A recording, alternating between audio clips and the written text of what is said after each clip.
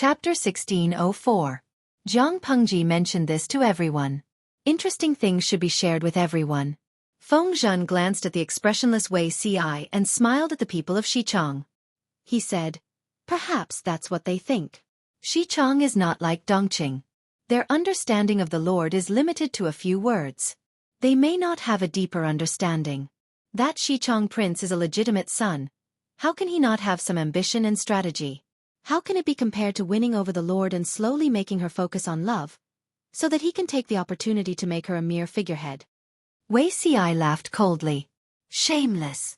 Zixiao, you don't believe me?" Feng Zhen argued. "Zixiao is well-read and well-versed in the past and present.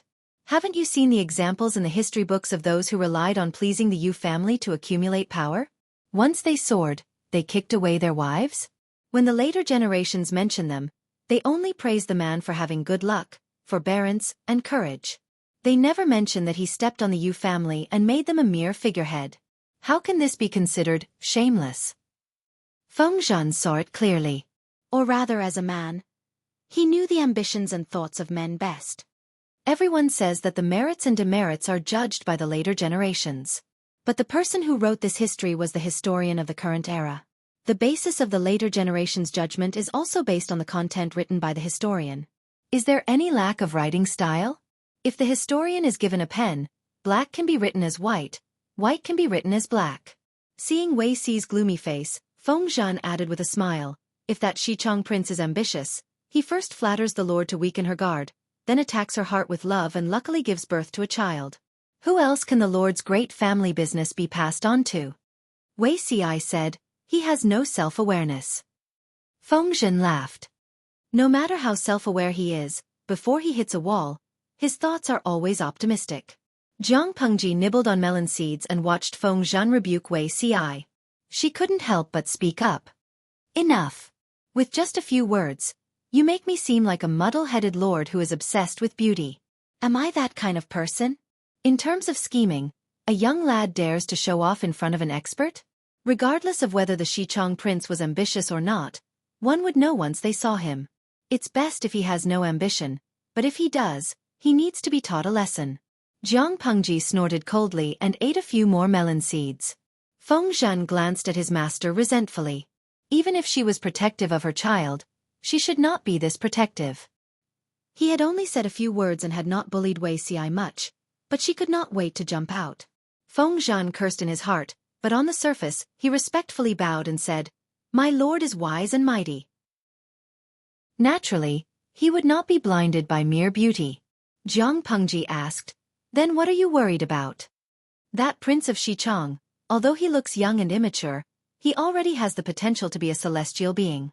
I'm afraid that if my lord sees him in person, then—" Feng Zhen was a playboy, but he rarely ran to Jiang Pengji to court death. Even if he did, his desire to live would allow him to turn the situation around. For example, this time, he changed his tone midway and stiffly bowed to the end. He righteously and sternly said, "I acted on my own accord, my lord, please punish me." Jiang Pengji put on a fake smile. Feng Zhen had said everything he needed to say, and his intentions were for her own good. If Jiang Pengji pursued the matter, she would be making a fuss out of nothing. That's enough. What kind of celestial potential can a 16 or 17-year-old boy have? Everyone is a Taoist and has seen many things, but now it seems that his skills are still shallow. How can a little kid stir up turbulent waves? There's an old saying that looks good are all the same, but interesting souls are one in a million. What's the use of having a face? I'd rather put it at home as a vase. Of course, Jiang Pengji had seen the Prince of Xichang. The salted fish even nitpicked at the boy and criticized him, saying that his nose was short, fat, and that his ability was not good. Jiang Pengji just watched them fool around. She did not expect Feng Zhen to interfere.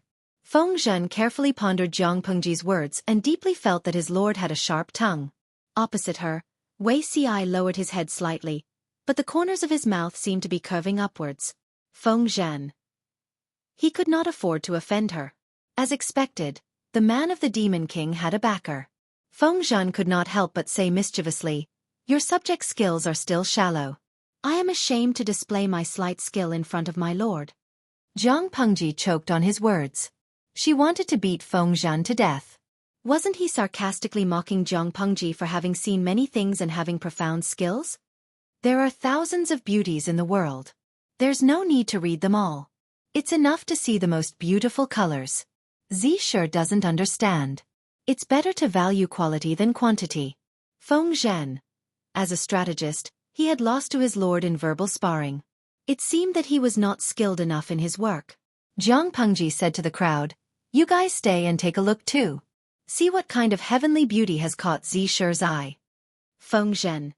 "My lord, are you done yet? Didn't you just offend your precious darling? Are you holding a grudge?" Yang Si was gloating at the side. Feng Zhan did not hear him snicker. After waiting for a while, when Jiang Pengji's tea had cooled a few times, the two pampered descendants of the royal family finally arrived in a hurry. Feng Zhan had no problem with his aesthetics. Whether it was the Xichang prince or the Xichang emperor's concubine, their looks were both top-notch. Even though they had been living in dire straits for the past few years, the education they had received from the royal family had been engraved into their bones. After washing up, she changed into brocade clothes and dressed herself up. Her originally bare face was now perfect. Indeed, clothes make the man. The beauty of Jiang Pengji's body was needless to say. She had a unique temperament. Even though she did not have the usual gentleness and weakness of a normal woman, she had a different kind of beauty. Her good looks and the aura of someone in a superior position caught the attention of the Xichang prince at a glance. He had thought that Jiang Pengji was a woman with vulgar speech and unsightly looks. After all, she often hung out with the military warriors and went to war all year round. She must not have taken good care of her looks. She might have been born rough and ugly. That's why she became an old leftover woman. Now that he looked at her, other than her slightly heroic appearance, he could not find anything wrong with her. The Xichang prince slightly suppressed the humiliation of being given as a concubine by his father as an object. The siblings bowed to Jiang Pengji. It was very pleasing to the eye. As someone who valued appearances, Jiang Pengji was unusually displeased. Even though her reputation to the outside world was bad, she did not have the two traits of being good, lustful, or being open to both men and women, right? Dongqing and Xichang are separated by thousands of mountains. Why have the two royal descendants come all the way here? Qiguan Rang, Feng Zhan, and Yang Si were three petty people. Jiang Pengji was not an open-minded person. She was especially petty and vengeful when it came to certain matters. Because of their ambitions, Feng Zhan's interruption, and Wei Si's reaction, she did not have a good impression of the siblings. She had clearly seen the letter written by the Xichang emperor, but she pretended not to know and allowed the two to say it in public. A dignified prince of a country was sent to be a concubine. He had to serve others with his looks. Which man with a strong sense of pride could stand it? As expected, the expression on the Xichang prince's face changed on the spot. He suppressed his rapidly fluctuating emotions and thought for a while. He deliberated over his answer and tried to quote from the classics to draw on the friendship between Xichang and Dongqing. He expressed his purpose of coming in a very subtle manner and saved some face. Chapter 1605. Although the Xichang prince was scheming, he was still a 16 or 17-year-old youth. Not to mention in Jiang Pengji's eyes, even in the eyes of Qi Kuang and Li Yun, his methods were not enough. His acting skills were not bad, but he had not learned how to hide his ambition perfectly. Although it was only for a moment, everyone saw the surprise and scheming in his eyes when he looked at Jiang Pengji. Of course, the Xichang prince was not completely useless. He had fooled 99% of the 5 million idle people in the streaming room. Life was like a drama. It all depended on acting skills. The idle people were used to watching all kinds of stingy TV dramas. Their expectations for acting skills were greatly reduced. The Xichang prince's disguise was perfect in their eyes. If not for their sharp eyes, no one would be able to discover that this handsome and harmless youth had a black heart. Of course, it was possible that the filter brought about by his good looks made the idle people let their guard down. Jiang Pengji looked serious, but she listened to the Xichang prince's words absent-mindedly. The corners of her lips curled into a faint smile. When she looked at someone seriously, no matter who it was, that person could feel the sincerity in her eyes. It was as if those eyes could only accommodate one person. The Xichang prince was no exception. When he noticed Jiang Pengji's gaze, his heart overflowed with joy. Since the defeat of the Xichang royal family, It was the first time he was so grateful for this face. Otherwise, how could he attract a woman who sat in a high position? The Xichang Emperor's concubine saw this. She did not show it on her face, but she felt somewhat complicated. If her twin brother caught Jiang Pengji's eye, he would definitely have a meteoric rise in the future. However, she was a woman and could not compete with a man for a woman's favor. What the Xichang Emperor's concubine said to the Empress was just an excuse to convince the other party. The Xichang Emperor's true goal was to marry an important official under Jiang Pengji and become the legal wife. She had previously sent someone to inquire. Most of the important officials under Jiang Pengji were in their 30s or 40s. Their children could all discuss marriage, but there was one exception. This person was none other than Wei Zixiao. He was over 30 years old and still unmarried. It was not known if he liked men, or if he had a problem with his body and was infertile.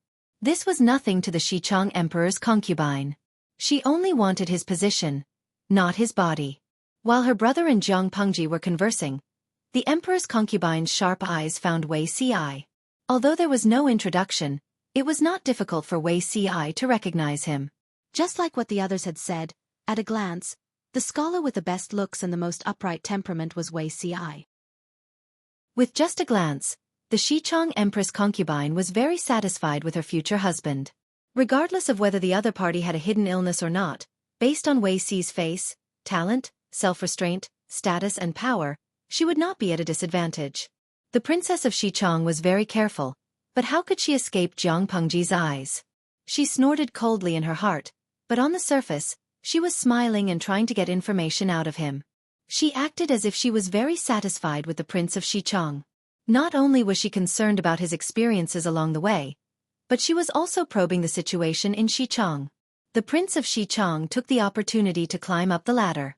He emphasized on how the Emperor of Xichang had been persecuted by rebels and traitors, and how he had worked hard for the great cause of the country.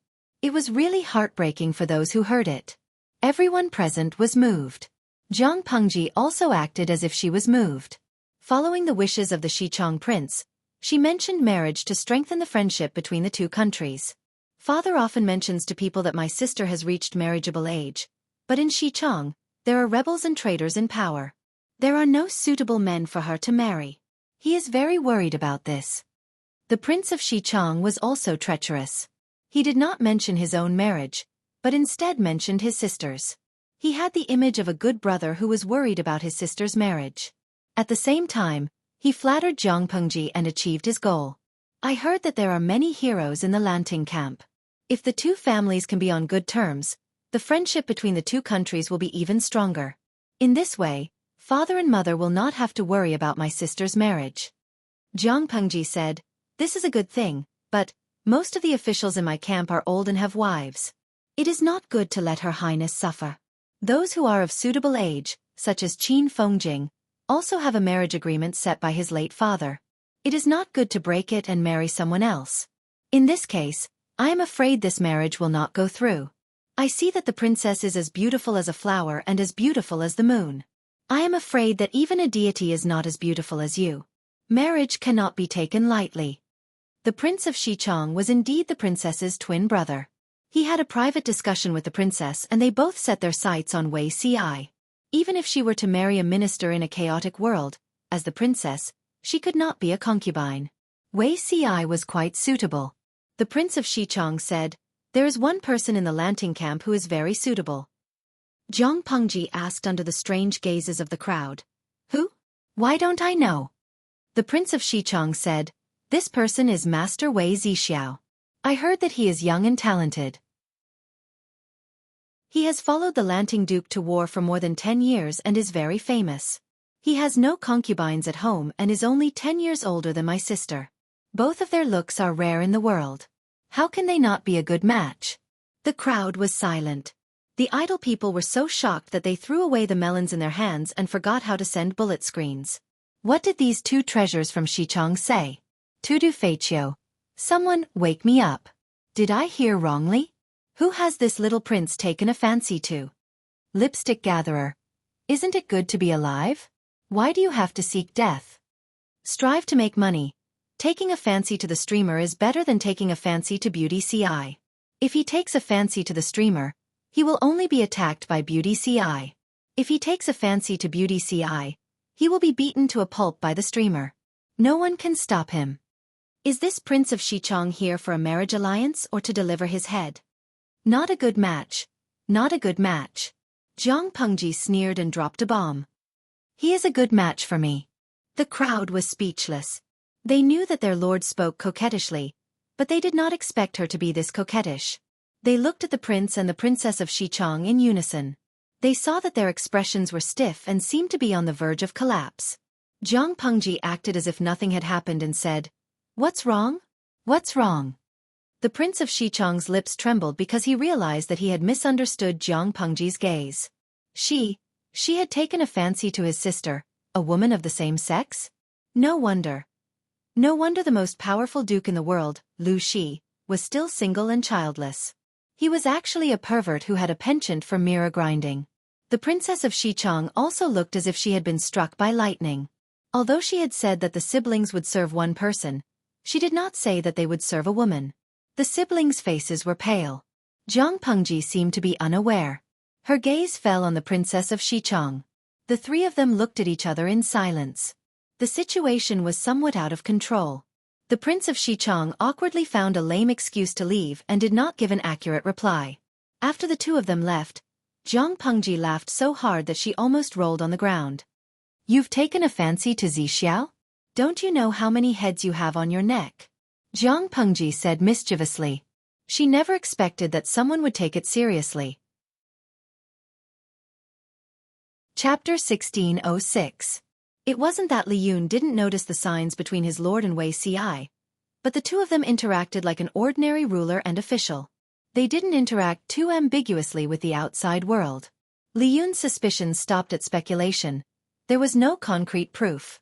For example, it was no different from the groundless entertainment circle gossip in the salted fish dimension. He suspected that the two of them were having an affair, but the officials didn't say anything.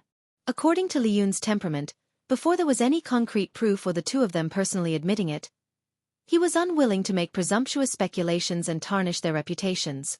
Therefore, when Zhang Pengji said the words, "She's a good match for me," Li Yun automatically changed the subject to Xichang's princess. This was the end of him. His lord liked women. This was a concrete proof given by the officials. Li Yun was naturally at a loss. He hit a wall with Zhang Pengji. His lord wasn't willing to listen to his advice. He could only frown and retreat with a heavy heart. It's better to discuss this matter with the military advisors. Li Yun muttered. He stopped in his tracks and changed his route to look for Yang Si and the others. Coincidentally, Yang Si, Feng Zhan, and Wei Ci were discussing something in the pavilion. Li Yun strode over and called out from afar, "Military advisor." The three of them could be called military advisors, so they all looked at Li Yun. "Hanmei, why do you look so anxious?" Wei Ci brewed a cup of tea for Li Yun. The latter bowed and sat down on an empty mat, a thin layer of sweat on his forehead. Li Yun said, "Today, regarding the matter between Xichang's princess and the lord, are the three military advisors not anxious?" The three of them looked at each other. Wei Ci chose to remain silent. Li Yun was a beat slower and didn't notice the strange atmosphere in the pavilion. Li Yun was very anxious. He blabbered on and on. His anxious expression wasn't fake at all. This made the three of them look even weirder. They heard Li Yun say, "The lord still doesn't have an heir at such an age. I've been anxious for a long time. Without an heir, who will the world be handed over to?" Xichang's princess, to put it nicely, is a respectful title. To put it bluntly, she's just a stray dog. What virtue or ability does she have to be worthy of the lord? Not to mention obstructing the lord's hegemony. Even if I have to die a horrible death, I will not let a witch bewitch her. Li Yun's words were powerful and resonant. If it wasn't for his self-restraint, Bai Ning and the rest would have slammed the tea table. It was not that Li Yun was obsessed with inheriting the bloodline, but it depended on who it was. Was his lord an ordinary person? No. She was very likely to be the future ruler of the world, a person who would truly rule over the world.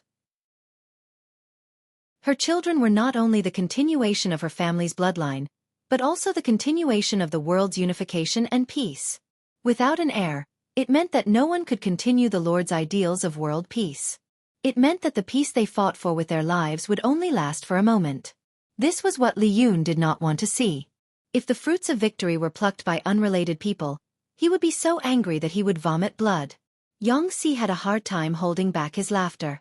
He glanced meaningfully at Wei Si as he asked Li Yun, "So, what does Han Mei plan to do? If the Lord really likes that Xichang's empress concubine, it's fine to treat her as a plaything. If she bewitches you, I'm afraid you'll have to resort to some means." Li Yun narrowed his eyes and gave a reply that surprised the three people present. "If the Lord pursues this, I will use my life to atone for it." Li Yun's seriousness made him retract his frivolous attitude. His gaze revealed a hint of surprise, as if he was a scholar who had been away for 3 days. Wei Si found an excuse to get up and leave, lest the following conversation increase the awkwardness. Seeing that Wei Si had left, Feng Zhan revealed his intentions to Li Yun. Han Mei, TSK. Feng Zhan laughed. "Think carefully about the conversation between the Lord and the Xichang prince. The Xichang prince said that the empress concubine and Zixiao are a good match. The Lord said that they are not a good match, but the empress concubine and the Lord are a good match." Li Yun recalled with a puzzled expression and sighed. The Lord said this publicly. In the future, when the historians write about it, I don't know how they will arrange it. Feng Zhan and Yang Si were helpless. Or rather, Li Yun was not the only one who thought the same as Li Yun. Yang Si said, "The Lord said, not a good match, but she is a good match for me." "Who is a good match for her?" Li Yun said naturally, "The empress concubine of Xichang." Yang Si couldn't help but facepalm. Seeing this, Li Yun suddenly realized that he seemed to have misunderstood something. According to the preamble, the Lord's words could be understood as, "The empress concubine of Xichang and I are a good match," but it could also be understood as, "Zixiao and I are a good match." His Lord's domineering aura was too strong. Li Yun subconsciously thought of her as a strong person, a ruler, and not a female strong person or female ruler. Therefore, when he heard the Lord's words, he would rather believe that the Lord had a penchant for polishing mirrors than think of another interpretation. Thinking of Wei Si who had just left, Li Yun suddenly raised his hand to cover his face. No wonder military advisor Wei had to find an excuse to leave. He probably didn't want him to be too embarrassed. This general is ashamed. Li Yun felt that his Lord's unspoken rules with the military advisor were much easier to accept than polishing mirrors and lesbianism. Yang Si said, "There's nothing to be ashamed of. You're not the only one who thinks so." The two from Xichang also misunderstood. His Lord's style was also strange. She was obviously a woman, but everyone thought that the possibility of her liking women was higher than men. Li Yun asked, "Both military advisors know about it?" "My lord." Yang Si waved his hand and said, "My lord didn't personally admit it. You and I have kept this matter to ourselves. It's good that we are aware of it. This isn't trying to cover it up, it's just that my lord's temperament. She's determined to protect Zixiao. Keeping it a secret is also good for Zixiao, making fewer enemies." It was good that a few important officials knew about it. The more people who knew about it, the more plots and schemes against Wei Si would be. There was nothing in the world that everyone liked, even gold and silver. There were still people who despised them for having the stench of money. Wei Si's charm couldn't compare to gold and silver. If he took the open road, it would instead be a death sentence for him. Li Yun was puzzled. "Since you want to protect Zixiao, why did my lord say this today?" Yang Si asked in reply, "Wouldn't Han Mei misunderstand? Even you are like this, let alone outsiders." It seemed like she was coming out of the closet, but in fact, wasn't it a confession for Wei Si to hear? It was so sweet that it stuck to the teeth. Li Yun was worried again. If this matter is recorded in the history books, I don't know how many people will misunderstand my lord." Yang Si showed off the flirtatious words he learned from Jiang Pengji. Bearing the misunderstandings of the world to whisper sweet nothings to one person, the rancid smell of love. After thinking about it carefully, Yang Si was sure that his lord's couple had the highest sugar content, enough to cause diabetes. Then, how should we deal with the two from Xichang? My lord is generous to everything, but this matter? She's narrow-minded. The two from Xichang should pray for their own good. For example? Chapter 1607. To avoid being cursed, even if Jiang Pengji disliked the two of them, she could not kill them with one slash. However, she could not kill them herself, but it did not mean that she could not kill them with a borrowed knife. Whether it was the ambition that the two of them showed or their coveting of Wei Ci and herself, Jiang Pengji could not tolerate them. Before that, Jiang Pengji wanted to see the unlucky Oh Huang, who had suffered a lot this time. I actually saw a live streamer. Is it okay for you to see me like this? The Oh Huang looked left and right and found that there was no one else around except him and Jiang Pengji. He then felt relieved. Streamer, your Zixiao is too jealous. It's over if he sees us. Zixiao has always been kind. He's not as scary as you say. Your fan filter for Ci and beauty is as thick as Earth's. Although Wei Ci did not appear many times, the salted fish army was not blind. As the saying goes, the onlookers see the game more clearly. The salted fish army thought that they knew Wei Ci's nature better than Jiang Pengji. It was a case of cutting black and white. Jiang Pengji turned over and jumped off the beam. She smiled and took out a bag of pastries from her sleeve. It was a treat for the children. I thought it would be an expensive gift, such as gold, silver, or jewelry. The Oh Huang laughed and joked. At least it's a collection of autographs from the little princess under your account. Only such things have a commemorative value. You only give me a bag of pastries. It'll be gone after I eat it. Jiang Pengji said, I'm not single. Zixiao still depends on me to support him. How can I have so much spare money? The Oh Huang could not help but cover his face and said, Is this the live version of dog food? The sour smell of love makes me so jealous that I feel like I'm about to explode. 12 hours passed quickly, and the lucky emperor did not stay for too long. That night, the Oh Huang posted the gifts from Jiang Pengji on Weibo. Due to the limitations of the production process, the pastries did not look exquisite, but it did not affect their taste at all. Some people were envious, while others argued. They sourly said that Jiang Pengji was stingy. She was the most powerful feudal lord, but she only gave him a bag of pastries. Did she think that everyone had never eaten pastries since they were young? Could ancient craftsmanship compare to modern times? Jiang Pengji was considered to have a third of the people in the world. Giving some gold, silver, and jewelry was like giving a grain of sand to a mountain. Stingy! Faced with these anti-fans' comments, Lucky King posted another Weibo post. Gao Gao Pengci CP Big Flag. I don't think the value of the gift lies in how much it can be sold for or how much profit it can make. The purpose of Dream of 1,000 Years is not to let everyone travel back in time to make money. The most important thing is the experience. That is the real value. The host was a very nice person. Although she only sent pastries, she sent them personally. In addition, the host is a considerate person. I will never regret being a fan of her in this life. There was also a mosaic on the Weibo post. It turned out that there was a short letter in the package of the pastry. The gist of it was that she remembered that Oh Huang had left a message on the bullet screen, saying that she was worried about not being able to find a job after graduating next year.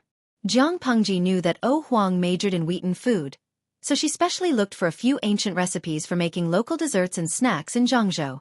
It might help her start a business. At the end he even added, Don't be lost, the future is yet to come.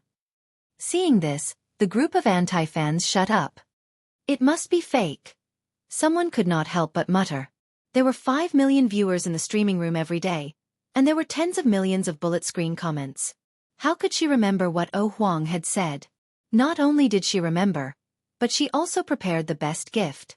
It was true that gold, silver and jewelry could bring Oh Huang huge profits in a short period of time, but it also meant that he would lose his motivation and passion for life. It was better to teach a man to fish than to give him a fish. Helping Oh Huang start a business was also very considerate. The group of salted fish were moved to tears. Meeting such a flirtatious person was going to make them gay for the rest of their lives. Jiang Pengji did not take it to heart. Or perhaps, it was nothing more than normal for her. How did the two princes of Xichang react? Of all people, they had their eyes on the flesh that she was protecting. Did they really think that Jiang Pengji was a broad-minded person? The servant reported truthfully. The Xichang emperor's concubine and the prince retreated in embarrassment. The more they thought about it, the more upset they felt. Even after racking their brains, they did not expect that Lu Lanting was a pervert with a fetish for erotic lenses. Brother, think of a way. Do you really want me to give myself to this person? The Xichang Emperor's concubine did not mind marrying an official, but she did mind marrying a woman. Just the thought of physical contact made her nauseous. The Xichang Emperor's mind was in a whirl. He did not believe that his charm as a man could not compare to his sister's. If you don't obey, will Lu Shi let us go?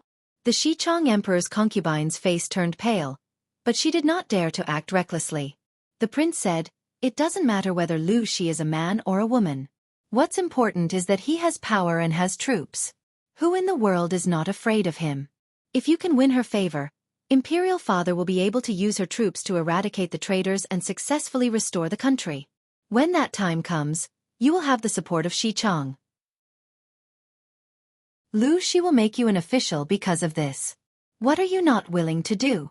The emperor's concubine said, "How can two women give birth to a child?"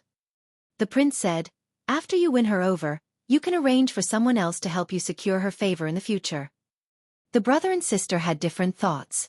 Zhang Pengji listened to them and laughed so hard that she almost choked. These two siblings are really too interesting. They've only been here for a short while, but I've already laughed a few times. Zhang Pengji said, "They are indeed the children of the proper palace. They are very familiar with the basic operations and procedures of palace intrigue. If I wasn't the person involved, I would have believed them." However, no matter how interesting they were, they could not be an eyesore. Zhang Pengji was busy fighting the Shui of Nanxing. How would she have the time to waste on these two naive children? The next day, just as the emperor's concubine had made up her mind to agree to Zhang Pengji's request, the latter went back on her word. The reason was also very honorable. She was about to fight the Shui and did not have extra troops and money to send on an expedition to Xichang.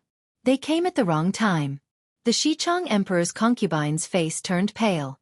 The emperor's concubine was so angry that she almost vomited blood. However, Zhang Pengji rejected them openly. There was no room for negotiation. They could only accept reality. The emperor's concubine suspected that Zhang Pengji was angry because she could not have her. However, when she tactfully suggested that she was willing to serve Zhang Pengji, the latter actually feigned ignorance and rejected her with a straight face. This made the emperor's concubine lose face. She was embarrassed and angry. They came in a hurry and left in a hurry. When the Xichang emperor's concubine left, Zhang Pengji gave them a batch of money. It was enough for them to return to Xichang. However, would they go back obediently? Of course not. According to their private inquiries, Zhang Pengji was extremely fearful of Shui. There were faint signs that she was not his match. If Zhang Pengji was unwilling to send troops, then they would turn around and ask Shui for help. Chapter 1608. I understand. You may leave.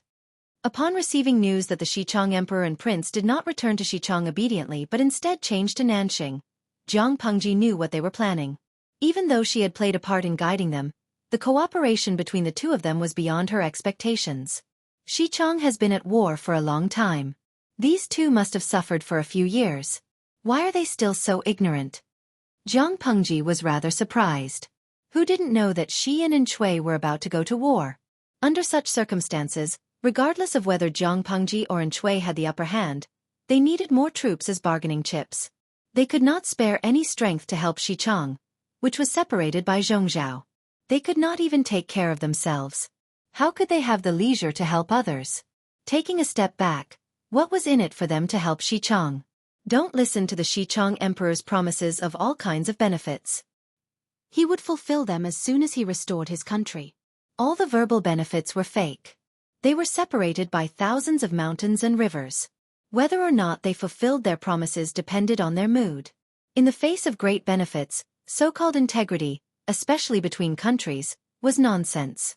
No matter how nice the Xichang emperor's promises were, they were just empty promises. In Zhang Pengji's eyes, they were not worth a single soldier. Wei Ci was helping Zhang Pengji grind ink. Seeing that a layer of ink had formed on the inkstone, the shade was just right, he said. Food and lust are part of human nature. Even saints are like this, let alone ordinary people. There are many people in this world who take risks for beauty. There's nothing strange about it. Are you saying that the two in Xichang are confident in their beauty and think that they are worth tens of thousands of troops in the eyes of the feudal lords? Jiang Pengji expressed that she couldn't understand. She said, Xichang is so weak now. With these tens of thousands of troops and horses, not to mention the empress concubine and the prince, even if the entire royal family were to be occupied, would they still be able to resist? Why do they have to make a fake marriage alliance? They really think of themselves as humans. Wei Ci was speechless. Even though the Lord's words were harsh and cruel, it was the truth. Without troops and with weak fists, who would take the mere Xichang royal family seriously? Even if they relied on their beauty to commit murder, they had to see if their backing was strong enough. The two in Xichang overestimated their beauty and value. Little did they know that in the eyes of the feudal lords in the chaotic world, they were just two goods and toys that had no additional value except for their faces. Jiang Pengji said confidently, "And Shui isn't me. If they turn around and head to Nanxing, they'll most likely be eaten until not even their bones are left. If they were to return to Xichang, they would not end up well. It would be better if Shui took a liking to them. At least they would be able to enjoy a period of glory and wealth before they die." Wei Ci sighed. Of course, everyone has their own fate. I will not sympathize with them. He remembered that in his previous life, Xichang was the country with the most feudal vassals within its borders. Their sacrifices in battle were also the most tragic. Usually, a feudal vassal would be replaced by another within a few months.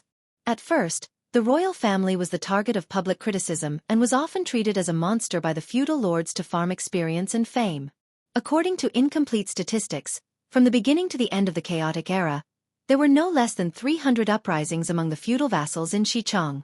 The largest vassal ruled half a province, while the smallest only ruled a village. With a few hundred people they could call themselves a vassal. The royal family of Xichang was repeatedly suppressed and squeezed out of their only living space. In the end, they holed up in a barren small mountain village. The other feudal lords looked down on them and did not bother to fight. In order to make a living, the emperor farmed and the empress farmed and knitted to earn pocket money. The concubines who had given birth and had not given birth were sold to the brothel to earn money. Because he was too idle, the emperor was keen on making babies. After a few years he had many children. The more he was born, the poorer he was, the more he had children. The key was that all the children he gave birth to were beauties. In the end, he was reduced to selling children to earn money. Currently, the royal family of Xichang had the help of some loyal old officials, so they were not in such a miserable state. But in another 2 years, that might not be the case. Even though the children of the royal family of Xichang were really miserable, Wei Ci could not feel sympathy. He still remembered the scene in his previous life when the emperor of Xichang sent his 3 sons of a suitable age as tributes to the emperor to be his concubines. What the hell? The emperor's body was precious, yet he dared to covet 3 seductive little bunnies? He thought there would be no more drama in this life. He never expected the emperor of Xichang to send a pair of children over for a marriage alliance. Why didn't he see if he had the qualifications before the marriage alliance? Wei Ci had already predicted the outcome of the Xichang siblings, but he didn't expect them to end up worse than he had imagined. In the end, they only had themselves to blame. And Shui was not Jiang Pengji. Even though he had damaged his body due to the years of wandering and being unable to continue the family line, other than that, his functions were normal. Naturally, he had the needs of a normal man. The princess of Xichang was a rare beauty in the world. In a flourishing age, she would be the object of pursuit by the scholars of the world. In troubled times, she would naturally be the spoils of war that men fought over for power. The princess of Xichang had naively thought that by offering herself up, she would be able to exchange for troops through marriage. Little did she know that it was just her wishful thinking. They could obtain their bodies without paying any price. There were only 22 people in Xichang. They couldn't even escape from a slightly larger bandit lair, let alone Shui, who was the strongest marquis in Nanxing. The princess of Xichang only found out about this later. And Duashi, you're going back on your word. The next day, the princess of Xichang realized that Shui's attitude was strange. Her face turned pale. In Shui's eyes, the princess of Xichang was just a pretty face. She was a slave vase with no power or backing. How could he tolerate her calling him by his name? Shui's face was cold. He raised his hand and pinched the woman who had been fighting with a demon an hour ago. He used so much strength that it seemed like he wanted to kill her. After a while, Xueqi released his hand with a cold expression. The princess of Xichong coughed violently as she took in large gulps of air. "Know your place," Xueqi said indifferently. "You didn't learn from your failure with Lu Shi." The biggest mistake of the Xichong group was to overestimate their status as royalty. They forgot that their weight didn't come from the word royalty, but from the power that the royalty held. The Xichong royalty couldn't even take care of themselves. If a pair of children suffered in Nanxing, thousands of miles away, who would stand up for them? They couldn't figure it out. And Xueqi had no need for men, so he casually bestowed the prince to Hua Yuan. "I didn't expect you to have such a taste." Liking men wasn't something that couldn't be seen in public, but Xueqi hadn't seen Hua Yuan show any signs of liking men. Hua Yuan laughed. "That person's looks aren't bad." Everyone smiled ambiguously at Hua Yuan. Only Lu Zhang, who heard the news, almost vomited blood. What kind of guy was the Lu Shi that demon Hua Yuan had imagined? He'd even imitated the real deal's weakness of being obsessed with looks. It wasn't a secret that Jiang Pengji was obsessed with looks. A little investigation would reveal that. Chapter 1609. If Jiang Pengji knew what Lu Zheng was thinking, she would probably cry out that she was wronged. What did he mean by, "I've done a lot of ridiculous things"? He made it sound like Jiang Pengji was a lone ranger. Didn't Lu Xiaoyin collude with her several times? Her relationship with Lu Zhang was not as weak as the outside world thought. In fact, Jiang Pengji's friendship with him was deeper than that of ordinary classmates in Langyi Academy. To be honest, they were probably acquaintances and bad friends. They had played together before. The two met at Jishan Hot Spring. At that time, Lu Zhang was not as calm as he was now. He looked like a lively and righteous young man. At the very least, Lu Zhang would tell Jiang Pengji, "We'll be classmates from now on. If anyone makes things difficult for you at the academy, you can tell them my name." Or something like that. But now, it was good enough that he did not beat Jiang Pengji to death. When Jiang Pengji was 12 or 13, she followed Master Yuan Jing to Langyi County to study for 3 years. During the first year in Langyi County, Lu Zhang did not go abroad to study. He kept his promise and took care of Jiang Pengji. Of course, he soon realized that Lu Langjun was not afraid of trouble. It was good enough that she did not take the initiative to look for trouble. For example, she heard that a woman was beautiful, so she skipped her teacher's class to peek at her. Coincidentally, the local tyrant of a small town was robbing women and forcing the old man to send his daughter to the tyrant's house to be a cheap concubine. Lu Zhang was angry, but he was born in a poor family and did not dare to cause trouble. Only Jiang Pengji acted like she had eaten firecrackers and dressed as a woman without saying anything. Now that he thought about it, Lu Zhang felt that he was probably blind. Why did he not realize that she was a woman at that time? Jiang Pengji disguised herself as a woman and entered the house. Not only did she beat up the local tyrant, but she also grabbed his parents and hung them on the beam of the house. She used straw ropes to whip them. While she whipped them, she asked them if they were ashamed and if they knew they were wrong. She also asked if the local tyrant's father had entered the pigsty by mistake 18 years ago. She also asked the local tyrant's mother if there was anyone with the surname Wang next door. Jiang Pengji's mother Lu Zhang and a few students who skipped class leaned on the low wall and watched Jiang Pengji get rid of the tyrant. "This won't kill anyone, right? Can a straw rope kill someone?" Lu Zhang said. "Isn't the point that this kid has a vicious mouth?" His classmates said with lingering fear, "It's indeed a bit vicious. Even a shrew on the street wouldn't be able to come up with so many tricks." Lu Zhang fished out a handful of melon seeds from somewhere. His 4 classmates leaned against the low wall and watched Jiang Pengji beat them. The shells of the melon seeds fell to the ground. By the time she was done, the servant who had gone to the government office to report the case had also arrived with the bailiffs. The 5 of them picked up their clothes and slipped away. "You were the one who beat him up, so why should we help you escape? If Mr. finds out, he'll be in deep trouble." Jiang Pengji said matter-of-factly, "If I can't escape, I'll rat you out and say that you instigated me to do it." Among the 5 of them, the oldest was already in his 20s, and the youngest, Jiang Pengji, was only 13 years old. Most importantly, she looked harmless. Lu Zhang said, "You've caused a lot of trouble for them. Today you're standing up for that farmer father and daughter, but tomorrow they'll be in big trouble." Zhang Pengji sneered. "What are you afraid of?" Lu Zhang had an ominous premonition. As expected, as soon as that family showed signs of taking revenge, Zhang Pengji skipped class to beat them up. She tortured the family until they were bald. In the end, they couldn't afford to offend them, so they moved back to their hometown with their tails between their legs. Even the local gangsters in the neighborhood didn't dare to bully the father and daughter anymore. It's not enough to simply stand up for them. We have to ensure the quality of the after-sales service so that the victims can rest assured. Lu Zhang was speechless.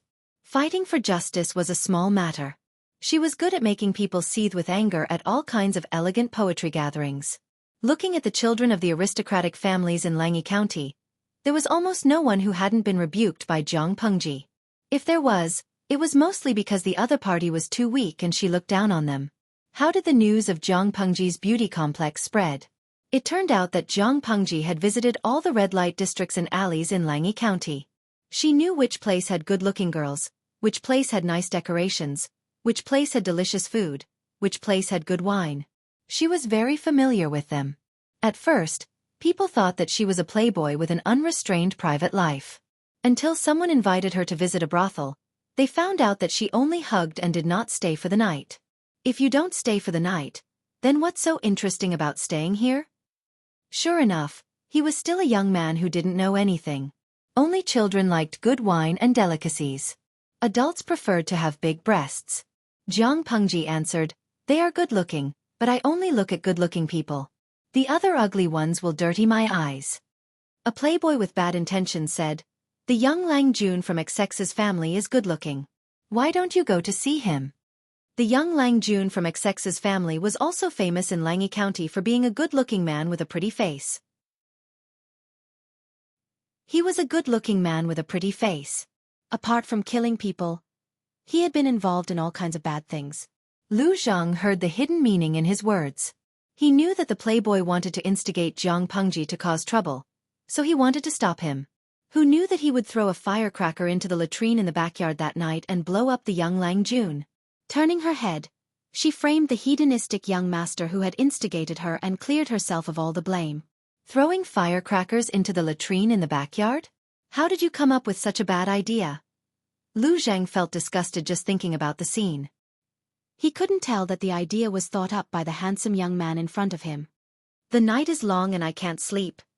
"You can't sleep, so you blow up the latrine?" "I'd rather you sleep with the ladies." "I didn't go alone." "Who else did you find?" "Except for you, I found the other three." Lu Zhang was speechless. "Xiaoyin, it's a pity that you didn't see it." "Don't." "I'm glad that I didn't see it. Otherwise, I won't be able to eat for the next month or two." Other than blowing up latrines, he had done many heroic deeds, such as holding a grudge. She remembered that when Zhang Pengji first came to Langyi County, she was humiliated by a member of the aristocratic family. She didn't react at that time. Half a year later, the Lang Jun got married. He tied up the bride and hid her in a perforated dowry box. Then, he replaced the bride with a gangster who had a fetish for longing for men. He gave them an overdose of drugs and they fooled around for a night. Lu Zhang and the others were dragged to a corner by her and eavesdropped on them for half an hour. Oh! The bride was there too. The next day, the bride angrily asked for a marriage certificate and left to marry her lover. Did he offend you? Lu Zhang didn't know that the unlucky guy had offended Zhang Pengji. Zhang Pengji said matter-of-factly, "He was the one who humiliated me half a year ago." "Half a year ago? You're too vengeful." "It's never too late for a gentleman to take revenge. That's what the saints say. I've only remembered it for half a year." Zhang Pengji said sternly and righteously, "Moreover, I have evidence of his father's corruption and bribery. I'm prepared to destroy his entire family. I can't just watch an innocent girl marry into their family and be implicated, can I? Saving a life is better than building a 7-storied pagoda. You don't understand." Lu Zhang was speechless. Which saint would be so angry that he would jump out of his coffin? Chapter 16:10. Logically speaking, Lu Zhang and Zhang Pengji's friendship was not shallow. Why was Lu Zhang indifferent when Zhang Pengji conquered the world? It was easy to understand. In Lu Zheng's eyes, Jiang Pengji conquered the world and beat other princes everywhere. It was the same as when she blew up people's latrines in the middle of the night. As someone who knew Jiang Pengji's mischievous side, Lu Zhang could not accept that his lord was invincible with words, whipping people with straw ropes, blowing up people's latrines in the middle of the night, kidnapping the bride and forcing the groom to turn gay. It was fine if one was not frivolous, but Jiang Pengji's dark history was really too much. If Lu Zhang became Jiang Pengji's aide, he was not sure if she would kill him to silence him if she was unhappy, or if she would drag him to do more unreliable things. Regardless of the former or the latter, it was not what Lu Zhang wanted to see. In fact, when Lu Zhang heard that Wei Ci sought refuge with Jiang Pengji, he felt pity for him. This child's chrysanthemum was about to be destroyed. Why did he say that? Lu Zhang and Jiang Pengji had a good relationship in the past. The two of them and 3 other friends who got along well often went out to play. One time, Lu Zhang found out that Jiang Pengji had not returned from hunting for a long time. He was worried and went out to look for her. He found her sitting on the cliff and overlooking the stream dozens of feet away. Lu Zhang did not dare to make a sound and disturb her, for fear that she would fall off the cliff and die in fear. He didn't ask until Jiang Pengji discovered his tracks. "What are you looking at here?" The young man with a high ponytail smiled and said, "A beauty coming out of the bath." Lu Zhang's eyes were fixed on her. He said in disbelief, "Who would bathe outside in the wilderness?" The young man turned her head and the ends of her hair flew in an arc in the air. She supported her chin with one hand and said, "Zixiao is a beauty." Lu Zhang laughed and scolded, "You really know how to court death. With Zixiao's temperament, if you provoke him, he can kill you." Everyone in Langyi Academy knew that Wei Ci hated people talking about his appearance. The young man in front of him was not afraid of death and dared to tease Wei Ci. Besides, Wei Ci had gone out to visit a friend half a month ago and was not in Langyi County at all. Did she have clairvoyance? How could she see people bathing? The young man smiled and said, "All right, he's not bathing, but I saw him washing his feet by the stream." "Really, a beauty washing her feet looks good too." Lu Zhang said, "Stubborn." He did not take the matter to heart. After all, everyone knew that Jiang Pengji was a shameless person who only cared about appearances. After a period of time, Lu Zhang left to study abroad. Before he left, Jiang Pengji invited him to Langyi County's Wangshan Pavilion for a drink. The two of them had drunk quite a lot of wine, and the ground was covered with wine jars. At this moment, LV Zhang vaguely heard Wei Ci's slightly embarrassed and annoyed voice coming from behind the dense thicket. Listening carefully, it turned out that a certain scholar was pestering Wei Ci. His behavior was frivolous and his words were impetuous. One could tell at a glance that he was a bad person. Jiang Pengji lifted the wine jar and gave him a good beating. Wei Ci glanced at Lu Zhang, who followed closely behind, and left Wangshan Pavilion without saying anything. Why did he leave? I'm still waiting for him to devote himself to me. Isn't this the plot of a hero saving a damsel in distress? LV Zhang scolded jokingly. Come on, Zixiao doesn't have any sexual fetishes. Don't covet him. Jiang Pengji said, believe it or not, Wei Zixiao is interested in me. LV Zhang said, it's faster in your dreams. Jiang Pengji said, he looks down on my charm. How about we bet on this? Bet on what? Jiang Pengji said, if Zixiao becomes mine in the future, under the premise that it doesn't violate the morality of a gentleman, you have to agree to one of my requests. LV Zhang hesitated and asked, this request isn't to be in cahoots with you. You kill people and I'll hand over the knife, right?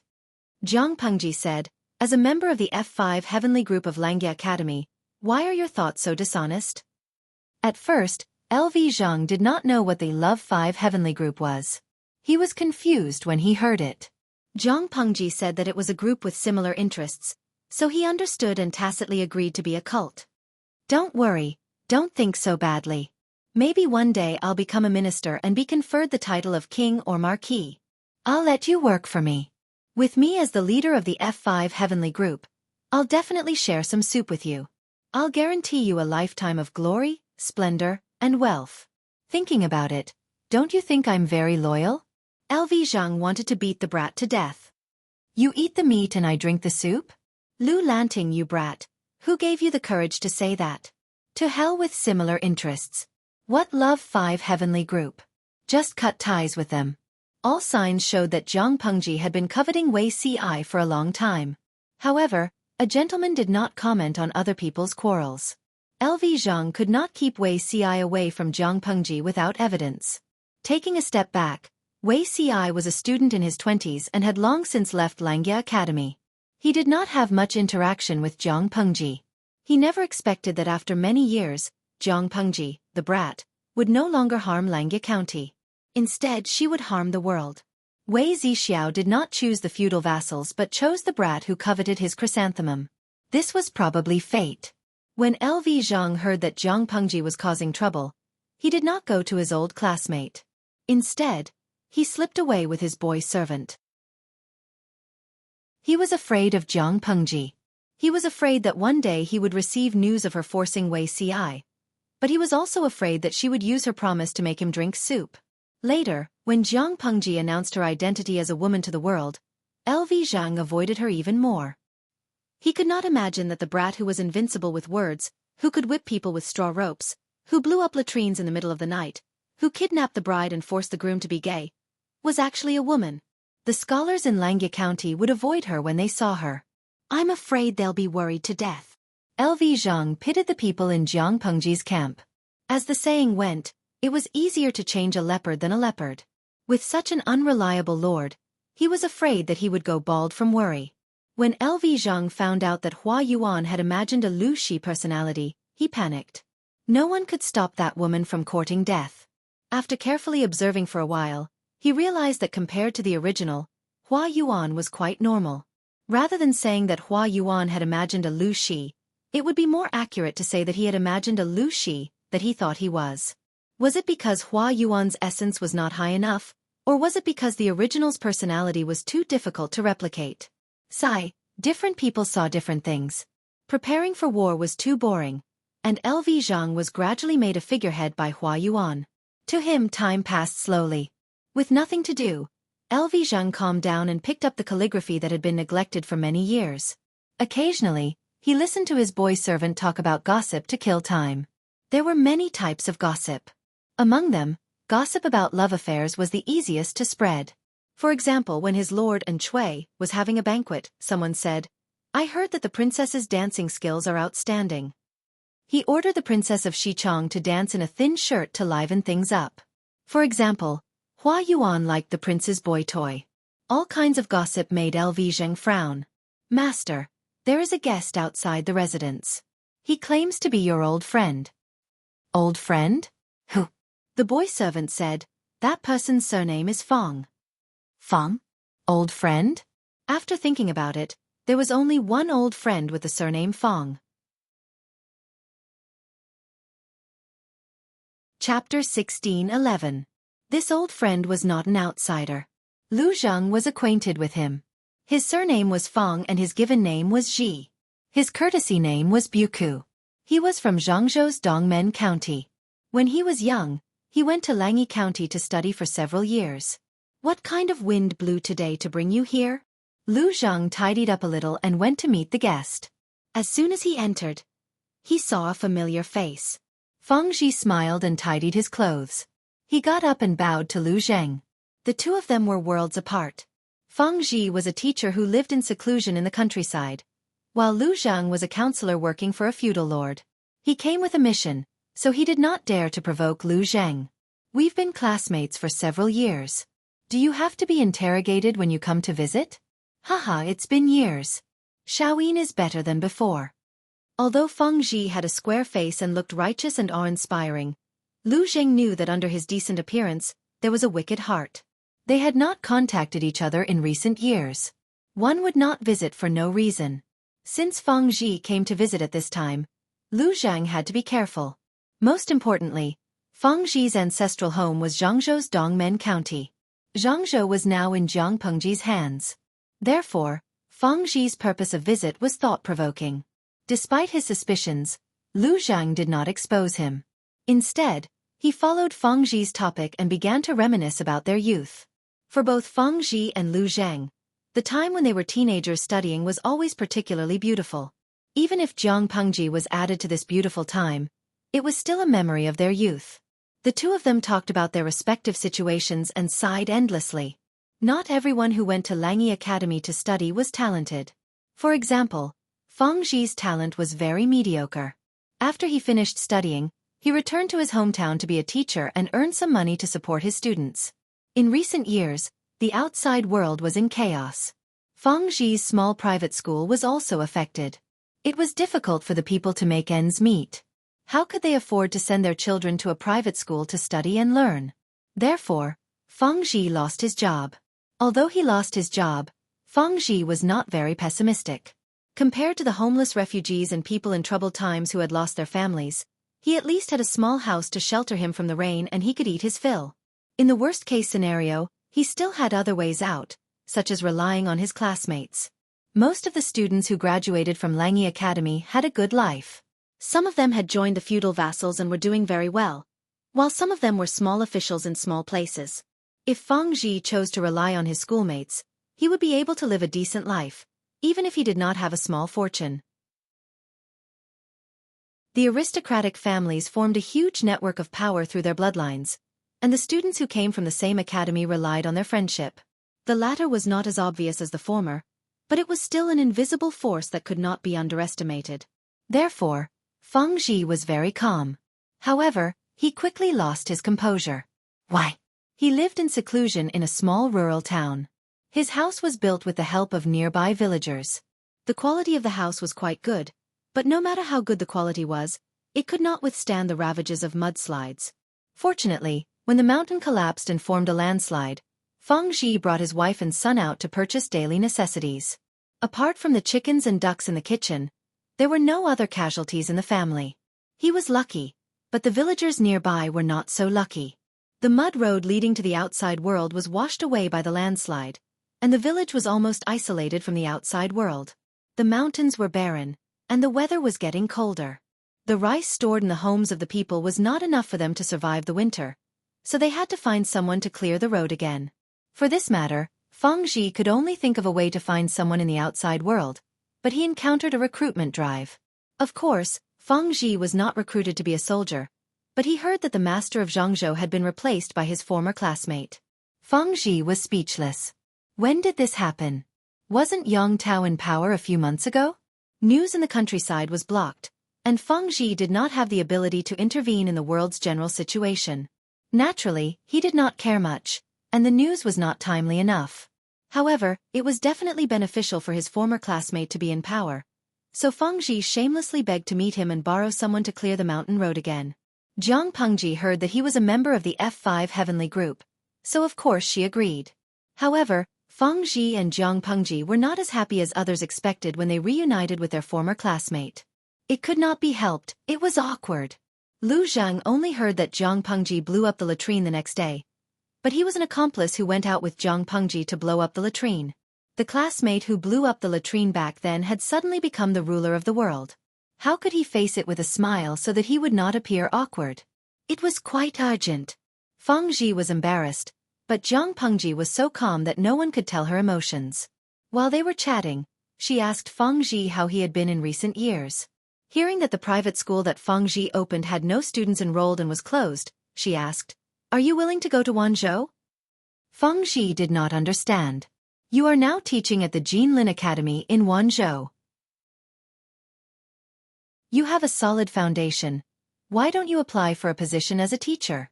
Jiang Pengji said, "You are idle here, but it is a waste of time. Ordinary farmers can't even keep themselves warm and fed. How can they have spare money to educate their children?" The Jinlin Academy was one of the projects that Jiang Pengji valued the most. She had been investing in its expansion all these years, and there had always been a shortage of teachers with a solid foundation and a good character. Feng Zhi was indeed very mischievous when he was young, but his character was not bad. He was as upright as his name suggested. If Feng Zhi went to teach at the Jinlin Academy, Jiang Pengji could protect him and help Master Yuanjing share some of the pressure. Feng Zhi was silent for a while before he said, "What Master Lanting said is true, but..." Jiang Pengji knew what he was hesitating about. The atmosphere at the Langi Academy was good in the past, and Master Yuanjing treated everyone equally. Very few students felt that they were neglected or that they were born inferior. If not for that, Lu Zhang and a few students from humble backgrounds would not have been able to mingle so well with Jiang Pengji. However, there was a time limit to studying. Once they left the Langi Academy, the benefits brought by the students' original families would be exposed. It was not that Feng Zhi did not try to become an official. Firstly, he was not cut out for it, and it would be difficult for him to achieve anything as an official. Secondly, he did not have the means to become an official, so he could only go to the countryside to teach, in an attempt to let more ambitious farmers become literate and change their lives of poverty.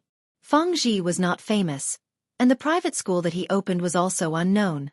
The rich families did not fancy it, and the ordinary people could not afford it. In the end, Feng Zhi could only pay for it, and he barely had a few students.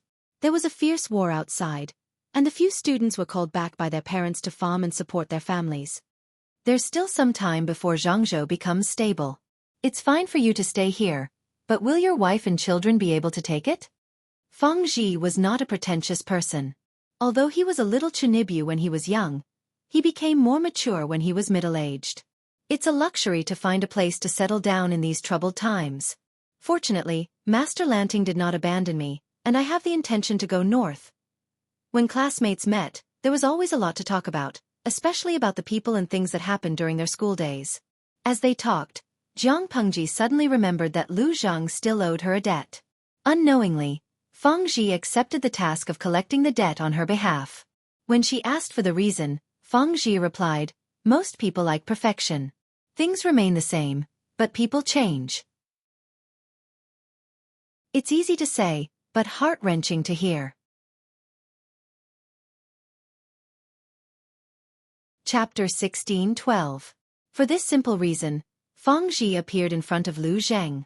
Zi Zichuan once said, "Time flies. Day and night." Feng Zhi took the initiative to lead the topic to his destination. He sighed and said, "It's a luxury to meet my classmates in the past. I met Lu Shi, the Duke of Lanting, a while ago. She's changed a lot." Lu Zhang snorted softly. How could she not change a lot? She was the only person in the entire Langi Academy who had changed beyond recognition. Not only had she changed from a hedonistic aristocrat to a feudal lord, but she'd even changed her gender. Feng Zhi saw that Lu Zhang had no intention of talking, so he brought up the interesting events of his youth. However, he was the only one smiling awkwardly. Lu Zhang didn't even bat an eyelid. After a moment, Feng Zhi said, "Xiaoyin plans to follow in Chui to the end of her life?" Lu Zhang retorted, "How are you so sure that my lord is no match for Lu Shi?" Feng Zhi said, "Lu Shi and In Chui. Whether In Chui wins or loses, Xiaoyin, ask yourself, will you have a good ending? Even though you've lived in the countryside for a long time and rarely heard about the affairs of the feudal lords, you heard a few things on the way here. Justin Duoshi's behavior is beneath Xiaoyin's notice, to say nothing of anything else. With your temperament, why would you wholeheartedly help a ruthless, and merciless tyrant? It's true that the four factions of Nanman have a deep grudge against In Chui, but In Chui's behavior isn't just for revenge. It's more like he's venting his cruelty. You have many conflicts with him. Now, there's Hua Yuan whom In Chui favors. Your situation." Lu Zhang raised a hand to signal for Feng Zhi to shut up. He really didn't want to hear this. "You're here to persuade Lu Shi?" Feng Zhi laughed bitterly. "This lowly one is mediocre and clumsy. How am I qualified to be Lu Shi's persuader?" Lu Zhang sneered. "Clumsy? I didn't hear it, but you make sense. Why doesn't Xiaoyin consider it carefully?" Feng Zhi said. "You're looking at In Chui coldly. He's not a good lord. What conflict was the most difficult to reconcile between a subject and a lord? Of course it was political stances and opinions. Lu Zhang was not a person without a mind of his own, and he was quite stubborn. Unless one side backed down, he and In Chui would have an irreconcilable conflict because of their political views, and LV Zheng's fate would not be good. Feng Zhi didn't want to see Lu Zheng die in Jiang Pengji's hands, but he also didn't want to see Lu Zheng killed by someone who wasn't a wise ruler. Lu Zhang shook his head. This matter couldn't be resolved with careful consideration. It was true that he didn't like In Chui, but he wouldn't join the other side just because of this reason. Lu Zheng's humble background had already been criticized by others. If he were to make such a capricious move, it was unknown how others would judge him. Most likely, they would use their bloodline as an excuse. For example, they would say that the son of a lowly person did not have the demeanor of a scholar, and that he was a slave to Langi Academy. Feng Zhi sighed. I knew that you would reject me, but I didn't hold any hope. I only hoped that you would consider it carefully and not regret it. This was the advantage of knowing one's background. After Lu Zhang rejected him once, Feng Zhi would not insist on persuading him because it was unnecessary. Lu Zheng's confidence was firm. He would not change his stance just because of a few words. If he forced Lu Zheng to accept Feng Zhi's recommendation, it would be counterproductive. Lu Zheng accepted his kindness and nodded in agreement. I will consider it carefully. Little did he know that Feng Zhi had not given up. Instead, he chose to use a roundabout way to save the country. To be honest, Xueqi, an old friend asked me to collect an old debt from you. Lu Zheng was stunned. He didn't know when he owed someone a debt and even provoked Feng Zhi to personally come to his door to collect it. What debt? Feng Zhi said. Xueqi, do you remember that you owe someone a promise? A gentleman keeps his word. You're also a person who keeps his word. You won't go back on your word. Lu Zheng thought for a while and knew who the debt collector was. He never made promises easily. Of course, what he owed Jiang Pengji was not a promise, but a gambling debt. After thinking about it, Feng Zhi was probably here to collect the debt on behalf of Jiang Pengji. Naturally, I won't go back on my word. Lu Zheng asked, what did the creditor ask you to tell me? Feng Zhi said, she asked you to accept your loss. How women? Lu Zheng sneered in his heart. Buku, ask her what she said at the time. She had said that her request would not be for the two of them to collude. She would kill someone and he would hand over a knife. If Lu Zheng really joined her side and helped her conquer the world, what was the difference between that and handing over a knife to someone? It would be helping a tyrant do evil. Not to mention, Lu Zheng was about to say something, but his expression suddenly froze. His eyes widened to the size of copper bells, and he suddenly shouted, Not good! Not good! Feng Zhi was scared out of his wits. He hurriedly asked, What's not good? Lu Zheng looked like he wanted to say something but hesitated. His bet with Jiang Pengji all those years ago had a premise. If Zixiao becomes mine in the future, you have to agree to one of my requests as long as it doesn't go against the principles of a gentleman. According to the context, become mine definitely did not mean that he was on Jiang Pengji's side. The two of them had to have an indescribable relationship for the bet to be fulfilled. In other words, the flower of Langi Academy had already been bitten by a dog. Lu Lanting. I knew that a dog can't change its habits. Lu Zheng's face turned ashen, and he forcefully swallowed the last word. Zixiao was not sh*t, but Jiang Pengji was indeed a dog. As a lord of a region, she slept with her subordinate. How shameless could she be? Shameless. Even a rabbit would not eat the grass near its nest. Zixiao had worked for her for so many years, but in exchange, he had been slept with by his lord? Feng Zhi was confused. He did not understand, but he thought it was awesome. He had stayed at Lu Zheng's place for 2 days. He did not know who had leaked the news, but Hua Yuan had come personally. Feng Zhi frowned. Hua Yuan is not on good terms with you. He came to visit. Could it be? Lu Zheng said. Don't overthink it. This person is very easy to deal with. If it was someone else, Feng Zhi would probably be detained. But if it was a lunatic like Hua Yuan, things might not be so certain. Although Lu Shi was a dog, he was still a righteous person. He would not lay his hands on a classmate without a solid reason, let alone a classmate who had a good relationship with him. Hua Yuan, the impostor, had come to visit.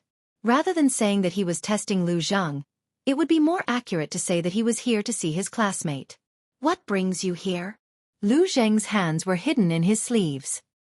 He looked at Hua Yuan with an unfriendly gaze. Hua Yuan laughed. I heard that Xueqi's residence has an important guest? Lu Zheng said, How interesting. Why don't you go and pamper that hot beauty of yours? Why do you care if I have an important guest? Hua Yuan said, Buku and I are classmates. I heard that he came to your residence, so I came to take a look. Why are you so angry? Chapter 16:13. In Hua Yuan's eyes, Lu Zheng's actions were a blatant lie. He could not be deceived at all. However, just as Lu Zheng had guessed, Hua Yuan was there to see his old classmate. He had no ill intentions. Since Lu Zheng had stopped him, he would not make a fool of himself. He shamelessly stayed at Lu Zheng's residence for a few cups of tea. When he did not see his old classmate, Feng Zhi, he stood up and prepared to leave. At that moment, Lu Zheng suddenly asked a question. Do you know what Feng Zhi looks like now? The so-called Lu Shi was a character that Hua Yuan had imagined after his illness flared up. This character was based on Jiang Pengji's intelligence. No matter how detailed the words were, they were just words in black and white. Many things only had a general idea. For example, Hua Yuan remembered that Lu Shi and Feng Zhi were schoolmates and had a good relationship. However, he did not know what Feng Zhi looked like. No matter how similar the imaginary character was, it was ultimately fake and could not have the real person's memory. Hua Yuan could not possibly know Feng Zhi's real appearance. Of course, he did not realize that the servant who had just served him tea was actually Feng Zhi. When Lu Zheng asked this question, Hua Yuan subconsciously tried to recall Feng Zhi's appearance, but it was all blank. He only had a vague idea. Who was Feng Zhi? He was from Zhangzhou's Dongmen County. He had studied in Langyi when he was young. He and himself were schoolmates and had a good relationship. There was no other content except for a brief introduction. Hua Yuan's calm expression immediately turned cold. He looked at Lu Zheng with a murderous look. Of course, he knew what Lu Zheng wanted to say. Lu Zheng wanted to deny his existence and disturb his emotions. He would not let him have his way. I haven't seen my schoolmate for almost 10 years. It's been a long time, so I can't remember clearly. Lu Zheng knew when to stop. He cupped his hands and bid farewell to Hua Yuan.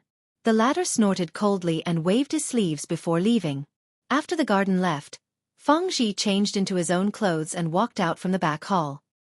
He looked in the direction Hua Yuan had left with surprise. Xiaoyin, this is... Lu Zheng revealed some insider information. The person who just left is the Lord's most trusted subordinate. Feng Zhi said. That person just now was Hua Yuan? He looks talented and has an outstanding temperament. No wonder Xueqi appreciated him. It sounded like a compliment, but it was actually a derogatory remark. It sounded like a compliment, but in reality, it was a sarcastic jab at Hua Yuan for relying on his looks to climb to the top. Lu Zheng sneered and said, There's something wrong with Hua Yuan's brain. He always thinks that he studied in Langyi County. I don't know where I heard that you were coming, so I came over to take a look. I asked you to appear, but he didn't recognize you at all. He must be crazy. Feng Zhi didn't know what was going on, but he learned from Lu Zheng that Hua Yuan had gone mad. How could that be? Just now, I saw that his facial features were clear and upright. How is he insane? After all, Feng Zhi had pledged his allegiance to Jiang Pengji. Lu Zheng could not reveal the exact situation of his own camp. Under the premise of satisfying his desire to confide in others, he could disrupt Feng Zhi's judgment. Even if Feng Zhi went back to report to Jiang Pengji, Lu Zheng wouldn't be worried. He doesn't look crazy, but his words are incoherent. Lu Zheng mocked, misleading Feng Zhi's judgment. As expected, Feng Zhi misunderstood that Hua Yuan was pretending to be crazy. He couldn't help but worry about Lu Zheng's situation under Xueqi. Hua Yuan is deeply trusted and relied on by Xueqi. He can be considered to be in a high position now. Why can't he tolerate even you and make things difficult for you? Feng Zhi was very worried about Lu Zheng's situation. It was fine if his lord didn't trust him, but there was also a colleague who was eyeing him covetously. How could he live like this? He really didn't know why Lu Zheng was so insistent on going down this path until he died. Why don't you reconsider what happened earlier? Looking at it coldly, Duoshi isn't a wise leader, and Hua Yuan can't figure it out either. How can he still be in the mood for internal strife in front of a great enemy? Although it was inevitable that there would be internal conflicts within the group, as long as one could distinguish between priorities, it wouldn't affect the overall situation. If one ignored official matters for personal grudges, such a force would be dissolved and annexed by the enemy sooner or later. Lu Zheng pursed his lips and chuckled. Everyone is selfish. Some people forget their personal interests for the sake of the public, but there are also people who neglect the public for the sake of personal interests. Without a doubt, Hua Yuan was the latter. Feng Zhi said rather worriedly, "What if he uses our relationship as a ruse to slander you? What will you do?" If Hua Yuan revealed Feng Zhi's existence to Xueqi, not only would Feng Zhi be in danger, but Lu Zheng would also face the risk of being deeply suspected. Lu Zheng smiled. "Just take care of yourself. My lord still needs manpower for the time being, so she won't do anything." Just as Feng Zhi said, in front of a great enemy, and Xueqi wouldn't do anything to Lu Zheng even if his brain had been kicked by a donkey. It wasn't that Xueqi cherished old friendships, but that he still needed Lu Zheng's assistance in many administrative matters. Lu Zheng had helped Xueqi develop the group from nothing to today's scale. He had put in a lot of effort and energy. How could a mistress like Hua Yuan, who had stepped in halfway, completely replace him? And Xueqi wanted to kick Lu Zheng out, but he had to first find a suitable successor. Feng Zhi saw that Lu Zheng was confident, so he wasn't worried anymore. He and Lu Zheng were classmates, after all. How could he bear to see him die a horrible death? Although he had nothing to do at home, Lu Zheng wasn't under house arrest. He could still secretly send Feng Zhi away safely. A few days later, Feng Zhi returned to Zhangpengji along the waterway to report everything. She was silent for a long time after listening. Feng Zhi couldn't help but put in a good word for Lu Zheng. Xiaoyin's temperament. Without waiting for Feng Zhi to finish, Zhangpengji said, "In any case, we were classmates. As long as he wants to live, I won't kill him. I didn't even do anything to Cheng Jing, let alone Lu Zheng. For the sake of the Buddha, Master Yuanjing is old. He only has 4 direct disciples. If I can protect them, I will protect them all. Of course, if Lu Zheng takes things too hard and insists on stepping on my bottom line, I can't keep him." Feng Zhi stopped talking. He knew that this was the biggest concession and promise Zhangpengji could give as a feudal lord. "If that's the case, I'll be so bold as to thank you on behalf of Xiaoyin." Zhangpengji smiled. "Buku has a lot of confidence in me." Feng Zhi said, "I'm not trying to flatter you, and I don't know much about the situation. On the surface, Xueqi has indeed lost." He didn't believe that Xueqi couldn't see that the old faction led by Lu Zheng and the forces led by Hua Yuan were at odds. As the lord, she didn't think about balancing and mediating, but allowed them to fight. Even if they succeeded, there would be many twists and turns, and they wouldn't be able to protect their foundation in the future. On the contrary, Feng Zhi felt that his old classmate was more reliable. The only shortcoming he had was probably the fact that he had children. Feng Zhi made this trip on behalf of Zhangpengji. Of course, it wasn't just to collect debts from Lu Zheng. He had another mission. According to Feng Zhi's description, a war between the two families would probably break out soon.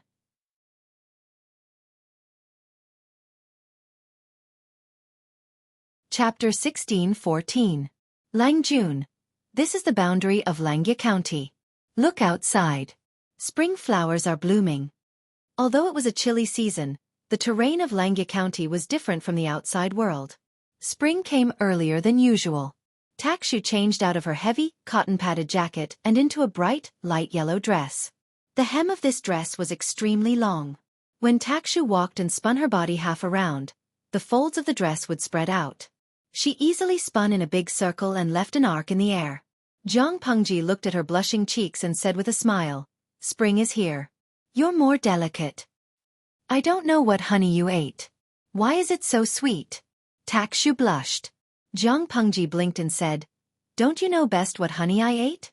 I should ask you what kind of magic potion you've been feeding me all day. I look left and right. Why is our Takshu so beautiful? The spring scenery outside is not as beautiful as your eyebrows." The two of them sat in the carriage and chatted. The curtain was rolled up. Clear sunlight poured in and dyed the carriage golden. They did not deliberately lower their voices. Naturally, their voices were heard by the carriage closest to them. Master Yuanjing was playing chess in the carriage. Occasionally, he was distracted and heard Zhangpengji's words. He smiled and shook his head. "Frivolous." Tang Yao frowned and muttered, "You're so young but you have so many flowery words." Lu Shi's young Langjun was still a few days away from his 13th birthday, but he had a lot of flowery words to tease the maidservants. He was so frivolous and did not know how many girls he would harm in 2 years. Who knew how he would get mixed up in the inner circle? Master Yuanjing said helplessly, being able to speak well is also a skill. If Lu Shi's young Lang Jun can win the hearts of girls, he won't have to worry about marriage in the future. At that moment, Wei Si had a question to ask his teacher. When he heard what Master Yuanjing said, his expression became strange. Teacher, are you serious? Some people did not like Zhang Pengji, but of course, there were people who liked her. For example, Lu Zhang, who was shameless and squeezed into the same carriage as Wei Si. This new classmate is quite interesting. He's not like the others who always act like gentlemen. He's very lively. LV Zhang commented on Zhang Pengji. Cheng Jing, who was playing chess with LV Zhang in his spare time, lowered his eyes and said nothing. Han Yu, who was watching the game, said, Xiaoyin, are you saying this because your senior and junior brothers are old-fashioned and boring? I've met Lu Lanting before. He's not as likable as he seems. Cheng Jing didn't say anything, but he changed his previous steady and sure approach and killed Lu Zhang to express his dissatisfaction. Lu Zhang saw that he had lost the upper hand on the chessboard, so he simply lay on the ground and let Cheng Jing beat him. He struggled passively. Although Han Yu and the others didn't have a high opinion of Zhang Pengji, LV Zhang still believed that seeing was believing. A person's heart could only be revealed after a long time. Besides, he was only 13 years old. It was the time for him to get out of his stupidity. It would be too difficult for Zhang Pengji to be mature and steady like a weak scholar. Of course, this was not enough to win LV Zhang's favor. What LV Zhang liked the most was Zhang Pengji's equal attitude towards others. Because of his family background, LV Zhang didn't have many friends in the academy. There were only a few whom he could confide in. When he heard that the flower festival was Zhang Pengji's birthday, LV Zhang specially gave her a gift. The gift wasn't expensive, but it was thoughtful. In return, Zhang Pengji invited him to drink with prostitutes. Drinking with prostitutes is not bad. Prostitutes' wine. Prostitutes' wine? When LV Zhang came back to his senses, he was already in a brothel filled with the fragrance of rouge and cosmetics. Why are you here? Zhang Pengji said matter-of-factly. Didn't I promise to invite you to Chongqing Lane for a drink at Jishan Hot Spring? But the crown prince of the Count of Zhanbei died so suddenly that I forgot about it. As the saying goes, a gentleman never goes back on his word. I can't easily break my promise. Chongqing Lane was a famous red-light district near Jishan Hot Spring in Shangjing. It was a gentle place for men and a gathering of all kinds of beauties. LV Zhang blushed and almost knelt before Zhang Pengji.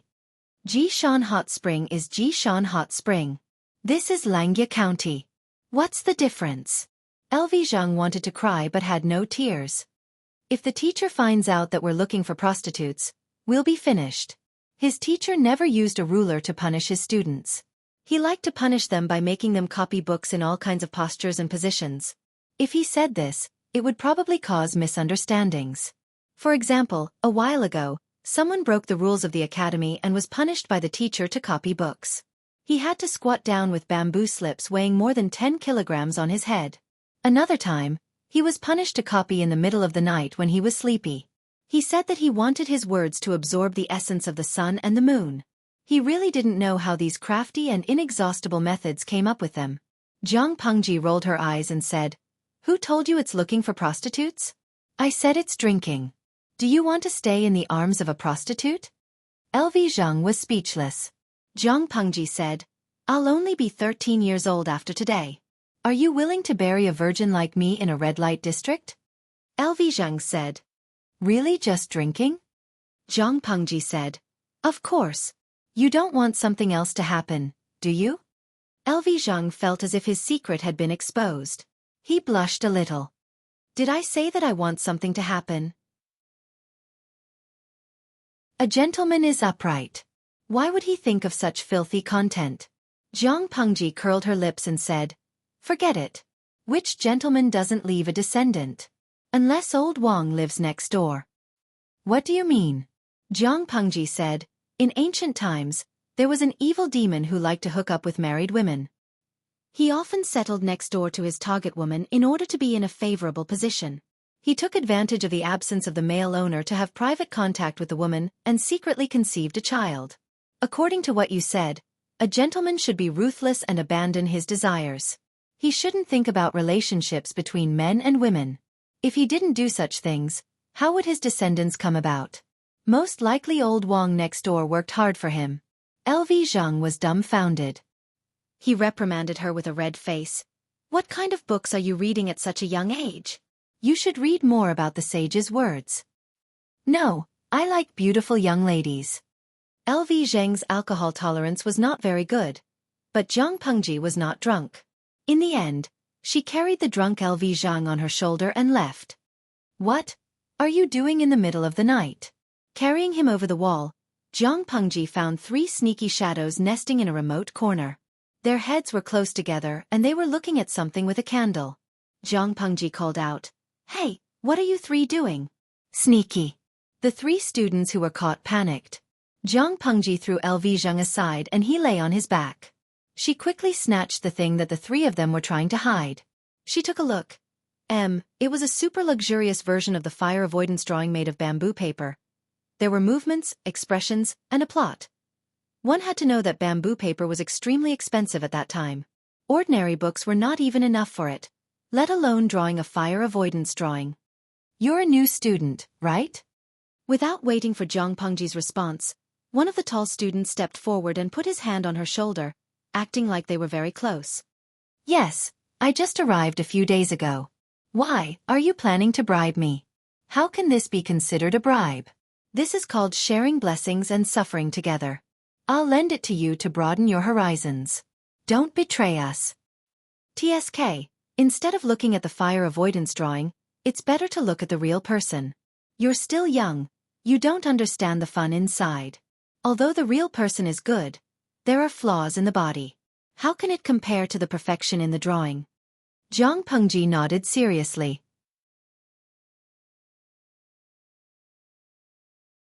Chapter 16:15. Hey, how can this be called twisted logic? This is called truth. Zhang Pengji laughed. I've never heard of such logic. As she spoke, she glanced at the friendly classmate. He was wearing brocade clothes, and she could tell that he was the foolish son of a rich family. He was the classic example of a foolish person with a lot of money. If not, who would be willing to spend a lot of money to draw fire-avoiding pictures on bamboo paper? Wasn't that just burning one's hands with too much money? If one had the money to buy paper figures, they might as well look for the real person. Which pretty girl in the red light district couldn't get one? The paper figures were fake, but the real person could still see, touch, and smell them. In the words of the audience, the person in front of her was probably an otaku who was addicted to 2D figurines. He would rather spend a lot of money on the paper figures than spend it on the real person. Zhang Pengji had a good eye. The person in front of her was just that. The friendly classmate said, "Haven't you heard of it now? You're still young. You'll know when you're older." Zhang Pengji was speechless. She might look like a 13-year-old, but she was in her 40s. Wasn't it ridiculous for a little kid to say that to her? Zhang Pengji sized up the other 2 with her peripheral vision. Unlike the silly duosu beside her, who was wearing brocade clothes, the other 2 were obviously ordinary or even poor students. This could be seen from their clothes, the way they dressed, the skin on their hands, the thick calluses on their palms, and the incense they used. She was surprised. Since she transmigrated to this world, she had seen a clear division between the rich and the common people. It was rare to see people of 2 classes get along well. The one with the best background was the silly duosu beside her. His surname was Zhang, his given name was Mo, and his courtesy name was Bunji. The slightly inferior one was Mashio, and his courtesy name was Jiqing. The most ordinary one was Fengji, and his courtesy name was Buku. After a deeper understanding, Zhang Pengji finally understood why the 3 of them could get along so well. Zhang Mo liked to collect all kinds of pictures of beauties and fire-avoiding pictures. He was willing to spend a lot of money for the pictures he liked. It was said that in order to correct his addiction to 2D, his parents did not hesitate to put 5 or 6 beauties in his room. They had slender waists, big breasts, and perky buttocks. However, Zhang Mo refused to look at them. He was obsessed with the paper figures every day, as if he was possessed. Mashio's family had dozens of acres of fertile land, so he didn't have to worry about food and drink. Occasionally, he could even help Fengji, who lived in the same room as him. Fengji's family background was the worst, but he was good at painting. He was almost as good as Xueqi, who was the best painter in the academy.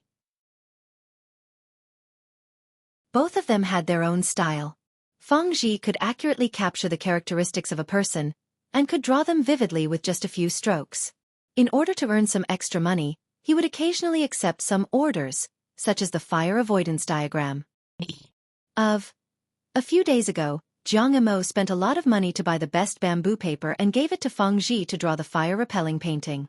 Feng Zhi had spent a lot of effort on this order, and it had just been completed not long ago. When Zhang Emo heard the news, he immediately woke up from his sleep and rushed over to inspect the goods. The academy didn't allow anything like the fire-repelling painting, not to mention that Feng Zhi's drawing was very sexy. The three of them were sneakily handing over the stolen goods in a secluded area. Who knew that they would bump into Zhang Pengji, who was carrying the drunken Lu Zheng back? Look, you've seen it now.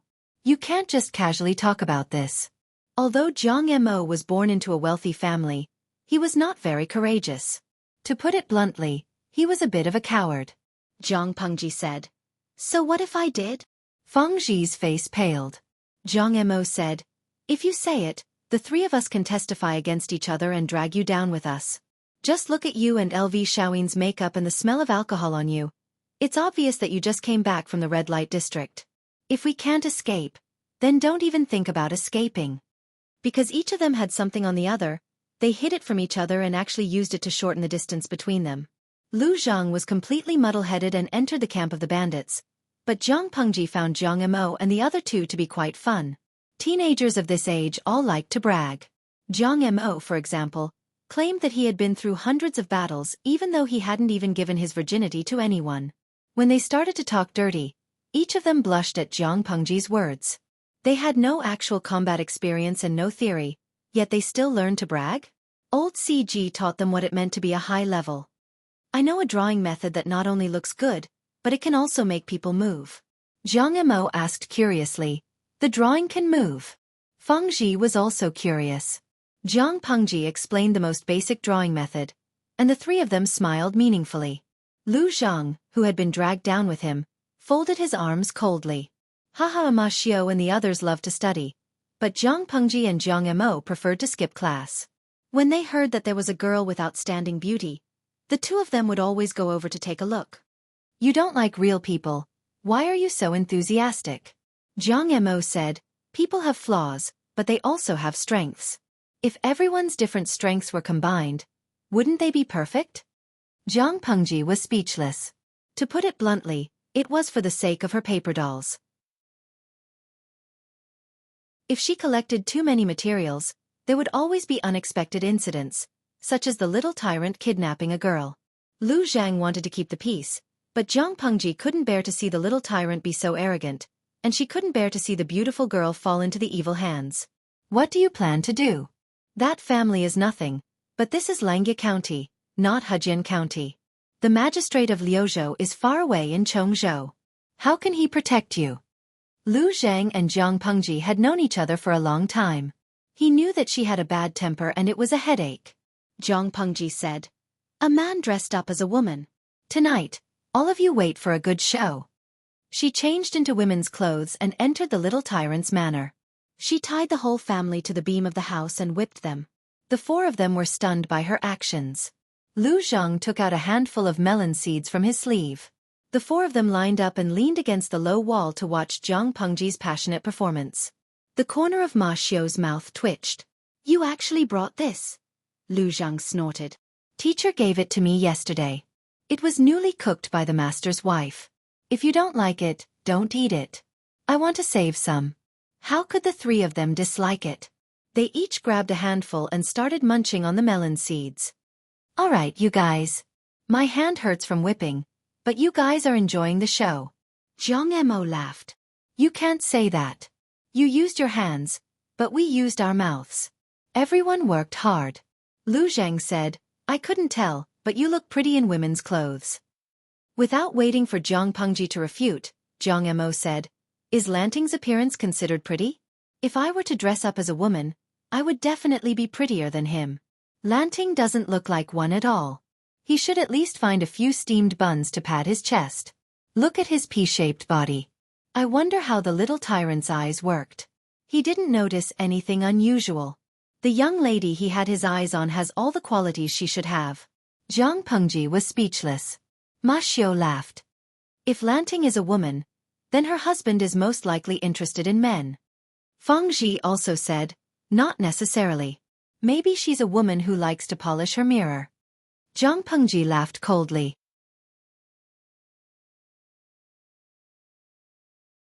Chapter 16:16. Zhang Pengji was prepared to attack Nanxing, and the first to bear the brunt was Yang Tao's former territory. The ones who were most worried weren't Xueqi and the others, but the aristocrats who had betrayed Yang Tao. They were burning with anxiety. How could they not be anxious? The group of aristocrats had been bewitched and recruited by Xueqi. To be precise, they had been attracted by the pie that Lu Zhang had drawn. They were blinded by greed and dizziness. They gritted their teeth and abandoned Yang Tao, who had lost his power. Not only had they led their troops to rebel against Yang Tao, but they had also forced Yang Tao to the brink of death several times. They had been so resolute not only to eliminate Yang Tao, but also to show their loyalty to the new master by stepping on their old master. They had thought that Xueqi would fulfill his promise after doing so well. They hadn't expected him to burn the bridge after crossing it. Only 10 to 20% of the benefits that had been agreed upon had been fulfilled. The rest had been delayed until there was no sign of them. No one dared to urge them. And Xueqi even pretended to be deaf and dumb. It was obvious that he was going to renege on his debt. To put it bluntly, this kind of unspoken behavior was akin to ignoring others. He wasn't willing to cut his own flesh, but he ran faster than anyone else when asked to reap the benefits. They had just gotten rid of Yang Tao, and Xueqi had sent people to take over the benefits and take over Yang Tao's territory. After taking control of the territory, Xueqi didn't send people to govern or pacify the people. He didn't open the granaries to release grain or anything like that. Instead, he gathered troops, recruited the young, and lobbied the wealthy. It was understandable if the former two were fighting to the death with Zhang Pengji to increase their own strength, but the latter's actions were thought-provoking. The astute aristocrats could see through it at a glance. Wasn't this taking advantage of the situation? Xueqi had sent people to lobby for them. He'd painted a nice and fragrant cake. The wealthy would provide money and grain to help him get listed. Would they buy it or not? If they bought it, they didn't know when they could recoup their losses. Xueqi only needed to move his lips, but they would have to pay with real money and grain. What if Xueqi reneged on his debt? If they didn't buy it, the owner of the land under their feet would change from Yang Tao to Xueqi. Did they have the right to say no? Even though the aristocrats had connections and status, the private troops they raised couldn't compare to those of the feudal lords. Xueqi wanted to act like a hoodlum, using all sorts of ways to exploit and squeeze out their family assets and private stashes. They were forced into a passive position. Seeing through N's tricks, the group of hot-headed speculators finally calmed down. And Duoxi's words may sound nice, but in reality, he doesn't do what he says. Yang Zhengze, on the other hand. Xueqi was in a crisis of trust, and the empty promises he had promised were unable to attract large amounts of investment for him. The rich families that had been fooled had also learned their lesson. At this moment, Xueqi revealed his true colors as well. He switched from negotiating to using both the carrot and the stick to threaten them, causing them to suffer in silence. Every time this happened, they would remember how good Yang Tao was. Even though Yang Tao was from Dongqing and relied more on the team he brought out from Dongqing, Yang Zhengze was also a man of steel. He was a man of his word, and there was nothing wrong with that. The Nanxing aristocrats who had supported Yang Tao in the beginning had also earned quite a bit of dividends. Even though Yang Tao had lost to Zhang Pengji in the end, it was still better than Xueqi squeezing them dry right from the start. How regretful! The leaders of a few aristocratic families gathered together for a discussion. Their words were extremely dissatisfied with Xueqi. In contrast to Xueqi, the former lord, Yang Tao, had become a cinnabar mole and the white moonlight. I originally thought that Xueqi's power was strong and that he had unified more than half of Nanxing. He should be able to fight Lu Shi. Now it seems that he's only strong on the outside but weak on the inside. A clan leader dressed in an indigo Confucian robe said in a low voice, Lu Shi led his troops south and acted as if he was invading Nanxing's land. We sent 12 urgent letters to Xueqi asking for help, but he was indifferent. Sigh, we really misjudged him. Fighting a war was an activity that burned money and manpower. In the past 2 months, Xueqi had vigorously recruited troops and horses, almost pulling away all the young and strong men in the vicinity. Now, there were only old, weak, and disabled soldiers left in the city.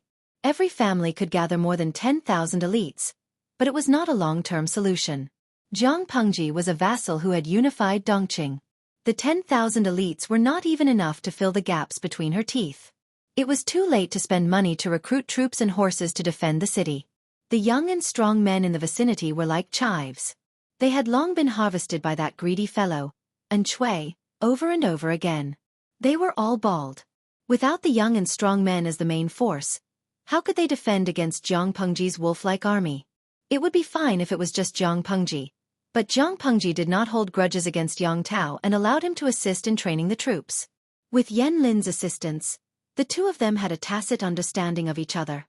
Back then, they could lead thousands of people to establish a large foundation in Nanxing. Now they could lead Zhang Pengji to annex this place.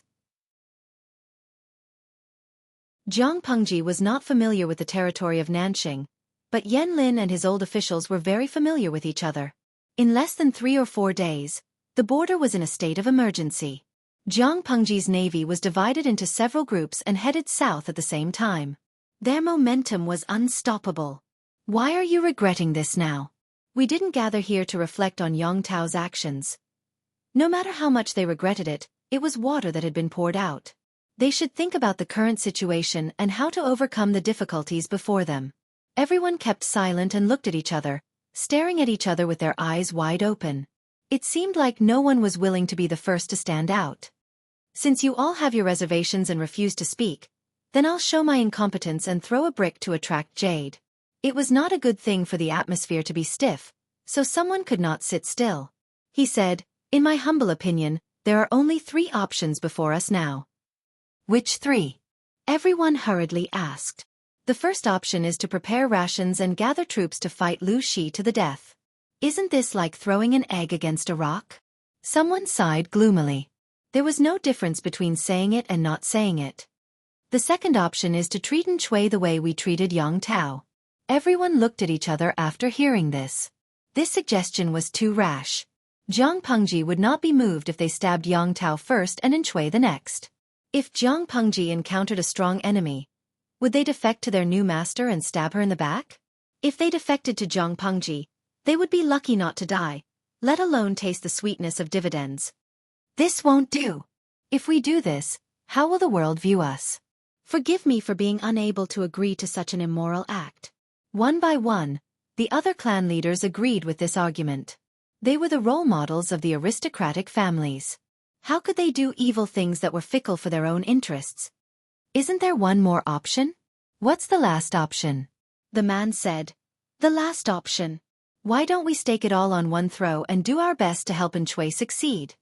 Everyone's faces turned green in an instant. It was as if they had swallowed several mosquitoes that had flown out of the latrine. Xueqi's behavior disgusted them.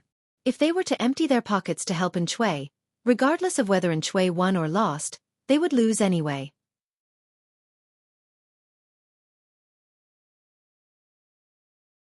Chapter 16-17. Let's discuss. If I support Xueqi, I'd rather give all the grain in the granary to the refugees outside the city.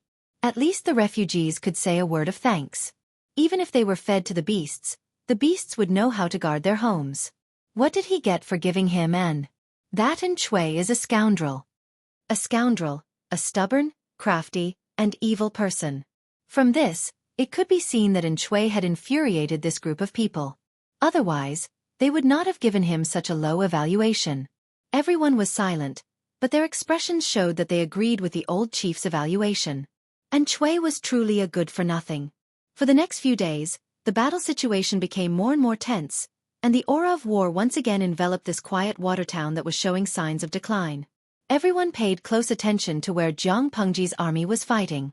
They heard that the other party was unstoppable, and that the navy under her command had the help of Yang Tao and the others. They made full use of the terrain to appear and disappear unpredictably and advance at high speed. The few of them had mixed feelings. What was wrong with Yang Tao?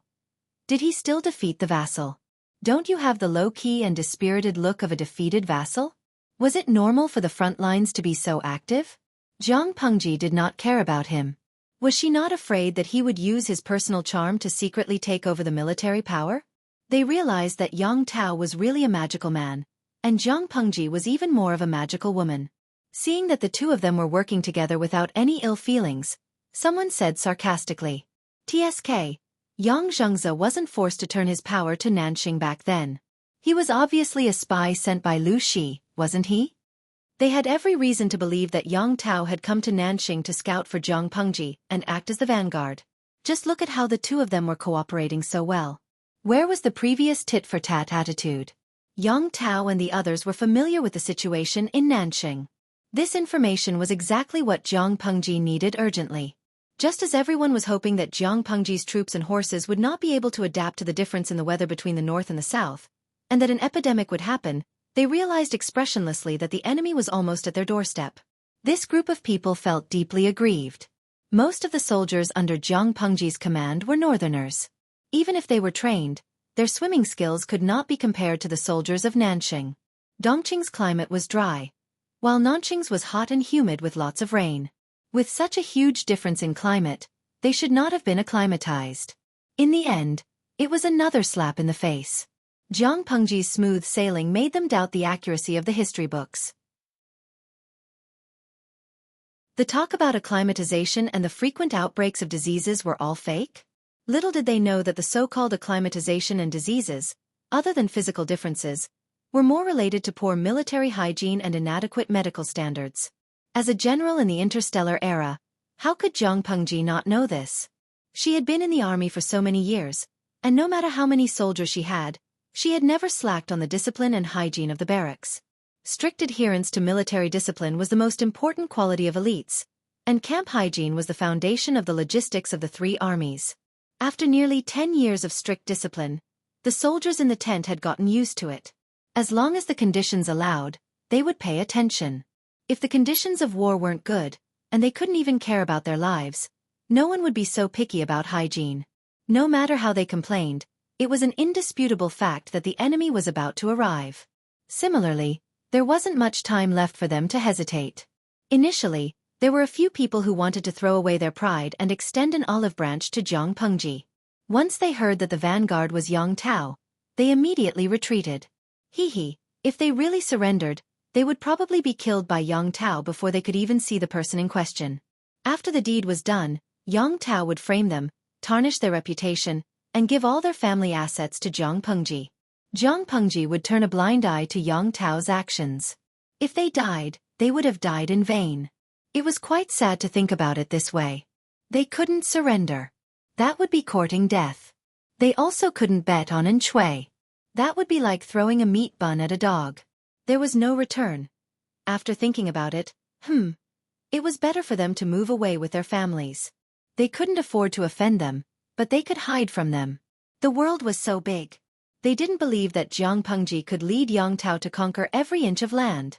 Dreams were plentiful, but reality was harsh. When they dragged their families to pack up their belongings and secretly moved, they were intercepted by unfamiliar troops. The head of the family looked at Chen Su, who was leading them, with a pale face. It was as if his face had been painted white. Chen Su smiled and cupped his hands. He greeted them in a graceful manner. "We haven't seen each other for a few months. How have you been?" Chen Su brought more than 1,000 troops to intercept them. Most of them were cavalrymen. On the other hand, the moving troops had many carriages and horses, but most of them were old, weak, women, and children. There were only 500 guards. It was obviously unrealistic to protect the old, weak, women, and children while fending off the enemy's weapons. "Haha. How have you been?" Chen Su pulled the reins. The 1,000 troops he brought surrounded the other party. He trembled. He finally vented his anger from being tricked. Even though he relied on Jiang Pengji's power to vent his anger, it wasn't important. His old master, Yang Tao, didn't mind. He forgot himself on the battlefield and charged straight into the territory he used to govern. Chen Su didn't mind at all. "Where are you going?" Chen Su asked in a gentle voice. The head of the family watched as the guards around him were taken down before they could even fight for a few rounds. His face suddenly turned ashen. He squeezed out 2 words from the root of his teeth. Scout. Kiss. Chen Su smiled. It's a chaotic time. It's a long journey to visit your family. You've brought along your family and so much property. What will you do if you encounter bandits? If it's light, you'll lose money. If it's heavy, you'll lose both your family and your property. Considering our old friendship, why don't you let us escort you? The head of the family was so angry that he almost fell to the ground. Bandits? Haha, isn't Chen Su in front of me a standard bandit? How dare he call a thief to stop a thief? Chen Su suddenly stopped smiling. He raised his hand and waved his sleeves. He said coldly, "What are you all standing there for?" As soon as he finished speaking, the soldiers raised their swords. Screams and screams were heard one after another. All the guards were executed. The head of the family looked at the guards and servants in his residence being killed with a pale face. A chill ran from his back to the back of his head. What do you want to do? Chen Su said, Naturally, I want to send you back to your residences. Most of the people in the wilderness are women and children. It's too dangerous without guards. You're going too far. People without guards? Weren't they all killed by Chen Su's order? He was held down by 2 soldiers by the shoulders like a prisoner, which made him feel ashamed and humiliated. The sword at Chen Su's waist was pressed against his neck. With just a little more force, his head would fall to the ground. He didn't dare to move. Going too far? Chen Su's thin lips curled into a cold smile. He said mockingly, the winner is king and the loser is the bandit. If you're willing to bet, you must be willing to lose. Whatever you did back then, I'll pay you back. You relied on Shui's power. Why can't I rely on Lu Shi's power? A loss is a loss. Don't say such pompous words. If you have the energy to bark like a dog, why don't you think about how to deal with the aftermath of your family? You dare? Chen Su laughed coldly in his ear. Why not?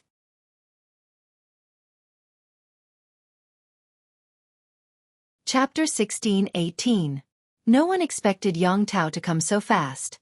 No one had time to react. A few of them had already packed their belongings and ran out of the city with their families. Unfortunately, they were intercepted by Chen Su and the others. The remaining few families moved slower. When hundreds of soldiers barged into their houses, their mansions were still in a mess. Some had already packed up, while others were still piled up. The servants were busy, and the women in the backyard were unaffected by the outside world. They were as stable as Mount Tai. According to Yan Lin's order, if anyone dared to resist, they would be killed, regardless of their gender. At first, some of the servants pulled out their swords, but after a few of them fell, the rest didn't dare to make a move. The master of the house stood in the hall with a pale face. A few important women were also trapped there. The soldiers didn't touch anyone. Occasionally, some of them would sneak something into their sleeves or arms. Jiang Pengji had always been strict with her soldiers. She didn't encourage such behavior, but she didn't forbid it either. The soldiers were too uneducated. She could only ask them not to make mistakes of principle, disturb the people, and be lenient in other aspects. When Yang Tao barged into the manor while wearing a suit of armor, the face of the landowning household leader darkened. His beard trembled so hard that it looked like it was electrifying. How dare you? The leader of the Shi family was over 50 years old. He had many children and grandchildren. There were 25 guards in the hall. The older ones, such as the leader of the Shi family, were in their 40s. The youngest one was only 3 months old. He was still crying in his mother's arms. Children's cries were the most heart-wrenching, but also the most annoying. At that moment, the leader of the Shi family was no longer in the mood to play with his grandson. He didn't like his grandson because he looked like himself. Instead, he felt annoyed and disgusted. His grandson's biological mother, his daughter-in-law, saw the fierce and impatient look in her father-in-law's eyes. She was so scared that she lowered her head. She secretly sobbed while gently coaxing her little son, who couldn't stop crying. The hall was even more chaotic. Everyone's here. Yang Tao put his hand on the weapon at his waist and smiled at the leader of the Shi family. Who gave you permission to break into their house? The old chief's gray beard trembled slightly as he scolded. Yang Tao didn't answer. Instead, Yan Lin, who was behind him, sneered. Of course, it's allowed by strength in numbers. The old patriarch was infuriated, and his wife hurriedly supported him to steady him. How arrogant! Yan Lin said, every dog has its day. Back then, you were heartless and betrayed us. Why didn't you foresee what would happen today? Don't think that the entire world is on your side just because you have a few words to say. Old man, you reap what you sow. How could Xueqi convince these people to give up on Yang Tao? Apart from Lu Zheng's eloquence and ability to pinpoint their weaknesses and worries, their greed and hypocrisy were also a major reason. Investment is risky, so one must be cautious when entering the industry. There was no such thing as a sure-win investment in this world. These landowning households planned to stand firm in this chaotic world and even take advantage of this chaotic world to advance further. Naturally, they had to bear the corresponding risks. Yan Lin didn't blame them for withdrawing their investment when things went south. But it was too much to turn around and step on them. The cause sown that day will bear fruit today. You call others arrogant, but why don't you look at yourself in the mirror? Even though Yang Tao didn't take it to heart, Yan Lin couldn't let it go. These people held Yan Shuxian, Yang Rujia, and the two children hostage to threaten Yang Tao. They almost killed Yang Tao. He couldn't forget it even if he wanted to. Even the others could tell that Yan Lin didn't come with good intentions, let alone the old patriarch who was used to deceiving others. He was panting with rage, and his wrinkled cheeks were turning purple. You're just a bunch of dogs who rely on their master's power. So what if you kill us today? At the end of the day, you're still Lu Shi's lackeys. You're just stray dogs. The old patriarch knew very well that Yan Lin wouldn't kill them, but he wouldn't let them go easily either. If he robbed them of their wealth and blamed the refugees and bandits for it, they wouldn't be able to avenge themselves. Without the wealth they had accumulated over the years, how could they make a comeback in the future? There were so many main and side branches that they had become a burden. If they were robbed of all their wealth, they would only be left with a bunch of people waiting to be eaten. They wouldn't even need the outside world to kick them when they were down. Yan Lin sneered. Yang Tao said seriously, Xiaoyang, why are you wasting so much time talking to them? Yan Lin calmed down and asked, in Zheng's opinion, how should we deal with these people? Yang Tao asked casually, they're just a bunch of prisoners. If we don't arrest them, are we supposed to worship them like Buddha? The old patriarch and the others were livid. Blue veins popped on their foreheads. Only Yan Lin was smiling. Zhengze is right. There's no need to waste our time talking to these people. Just arrest them. After saying that, the old patriarch saw pairs of soldiers working together to carry boxes after boxes of items out. The old patriarch's eyes were about to pop out of his head. These boxes were gold and silver, financial records, account books, land deeds, and incomplete books. There were at least 200 boxes in total. Bandits! Shameless! Don't go too far. The old patriarch's eyes rolled back and he fainted. His children and daughters-in-law were so frightened that they surrounded him. Yang Tao snorted and waved his hand. Keep an eye on these people, lest they collude with the enemy. Let's go to the next house. Jiang Pengji wanted to rob the rich, but she couldn't just do it by force. She had to find a reason. Yang Tao asked Yan Lin worriedly as he was leaving. Lu Lanting is really doing this. Is she planning to rob along the way? Yang Tao thought that Jiang Pengji was too bold. She had offended the entire Nanxing aristocratic circle. Yan Lin's eyes were emotionless. He said coldly, so what? Lu Shi was born in Dongqing, not Nanxing. Most of the aristocratic families in Nanxing were under Xueqi's protection. They didn't have any good intentions towards her. If Lu Shi didn't treat them as enemies, was she going to worship them as her ancestors? The winner takes all. She didn't kill them all and only took some of their belongings. Wasn't that merciful? Besides, she has been fighting for 2 years. She has enough soldiers, but she is running low on food. If she doesn't find a way to replenish her food, what will she do when she runs out of food? Turn corpses into human meat to satisfy her hunger? She has no choice. Yang Tao was shocked. Lack of food. Yan Lin said, I heard that after Lu Shi started his rebellion, he has been plowing the fields year after year. The fertility of the fields is getting worse and worse. Now he is at the end of his rope. She's been fighting for another 2 years, and that's enough food for 400,000 soldiers. That's not a small sum.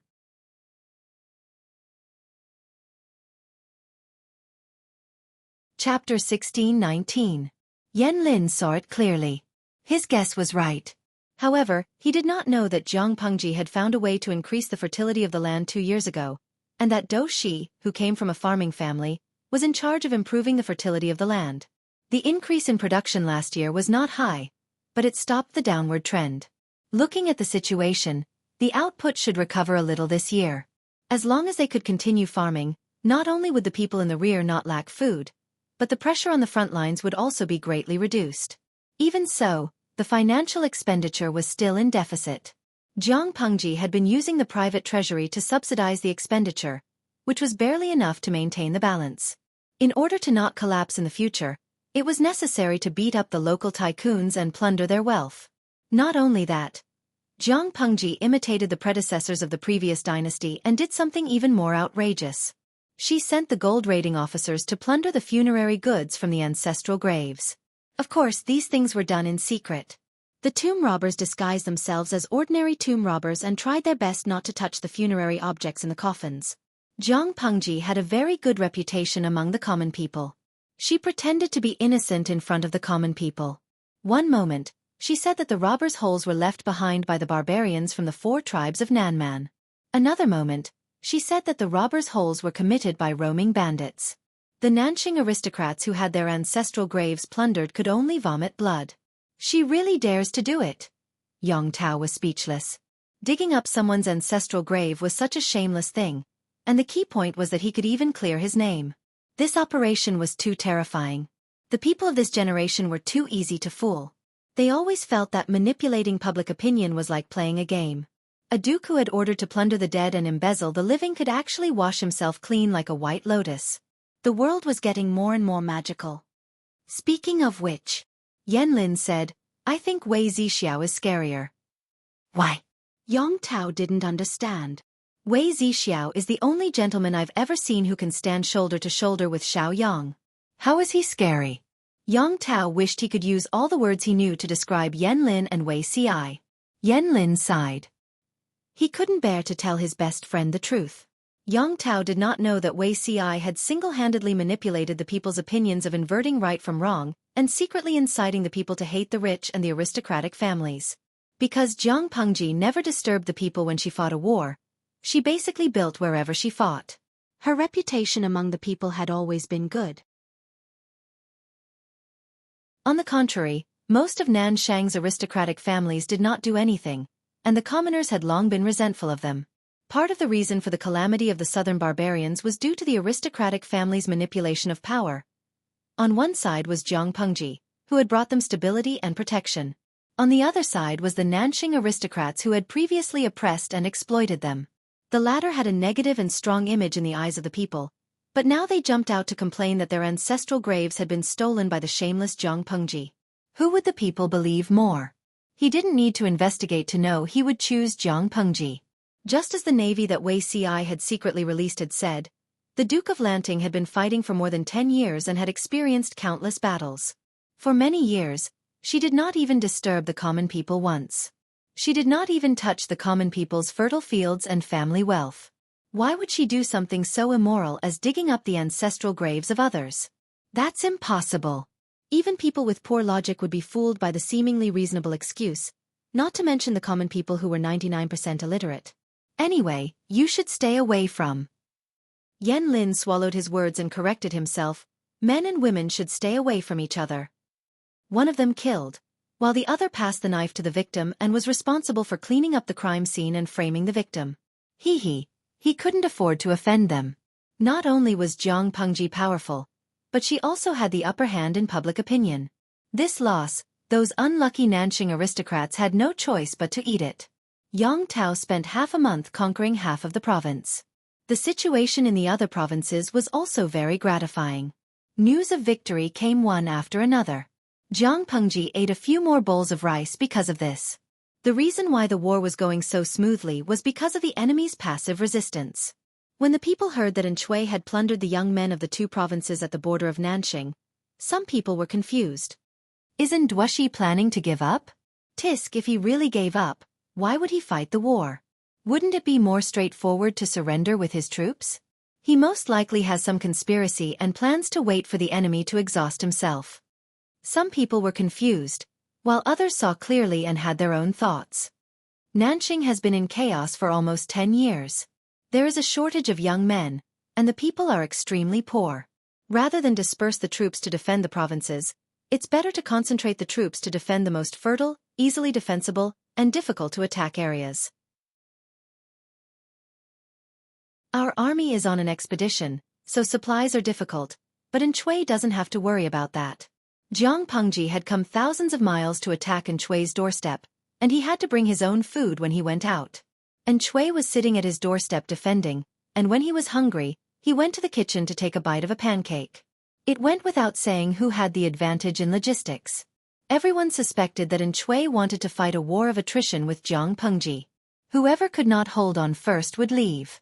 Jiang Pengji naturally knew what an ordinary person could think of. However, she felt that things were not that simple. Jiang Pengji did not know much about Xueqi, but she knew that he was not someone who would easily admit defeat. How could he retreat without a fight? Unless he has other plans. Jiang Pengji rubbed her hands a few times. Her slender fingertips glowed red. It was already midwinter. Nanxing's winter was colder than Dongqing's. Dongqing's coldness was physical damage. No matter how cold it was still on the skin. Nanxing's coldness was magical damage. It was wet and cold, seeping into the bones. This was Jiang Pengji's first winter in Nanxing. Even she felt a little uncomfortable, not to mention the other generals and the ordinary soldiers who had weaker physiques. The first winter snow came very suddenly. Jiang Pengji had no choice but to stop fighting. With this winter snow, Jiang Pengji also understood Xueqi's true intentions. I've seen shameless people, but I've never seen anyone more shameless than Xueqi. Xueqi plundered the young, strong, and rations clean. The old, the weak, the sick, and the disabled all lacked winter clothes and food. If they were left unattended, many people would die in this winter. Jiang Pengji could not help but suspect that Xueqi wanted to use this method to speed up the depletion of Jiang Pengji's rations. Xueqi could bear the infamy and disregard the lives of the people, but Jiang Pengji, who had a good reputation among the people, could not. Due to many reasons, Jiang Pengji had no choice but to temporarily stop fighting in the south. She had to wait for spring to come and fight again. Of course, due to her doubts about Xueqi's character, it was hard to guarantee that he would not launch a sneak attack. She still had to be cautious. Fortunately, I'm prepared. A winter without a hot pot was not perfect. A hot pot without chili was soulless. In this era, chili only grew in the wilderness. A small amount of it flowed into the Central Plains and was used as a spice. Yan Lin was also born in a gentry family. He had mixed incense before, so he naturally knew what was good and what was bad.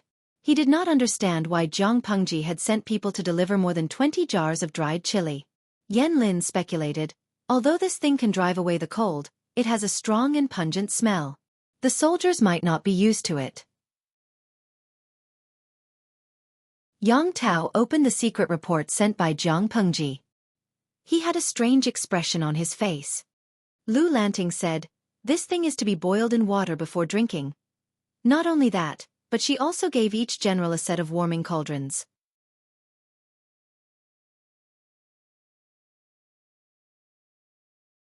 Chapter 16:20.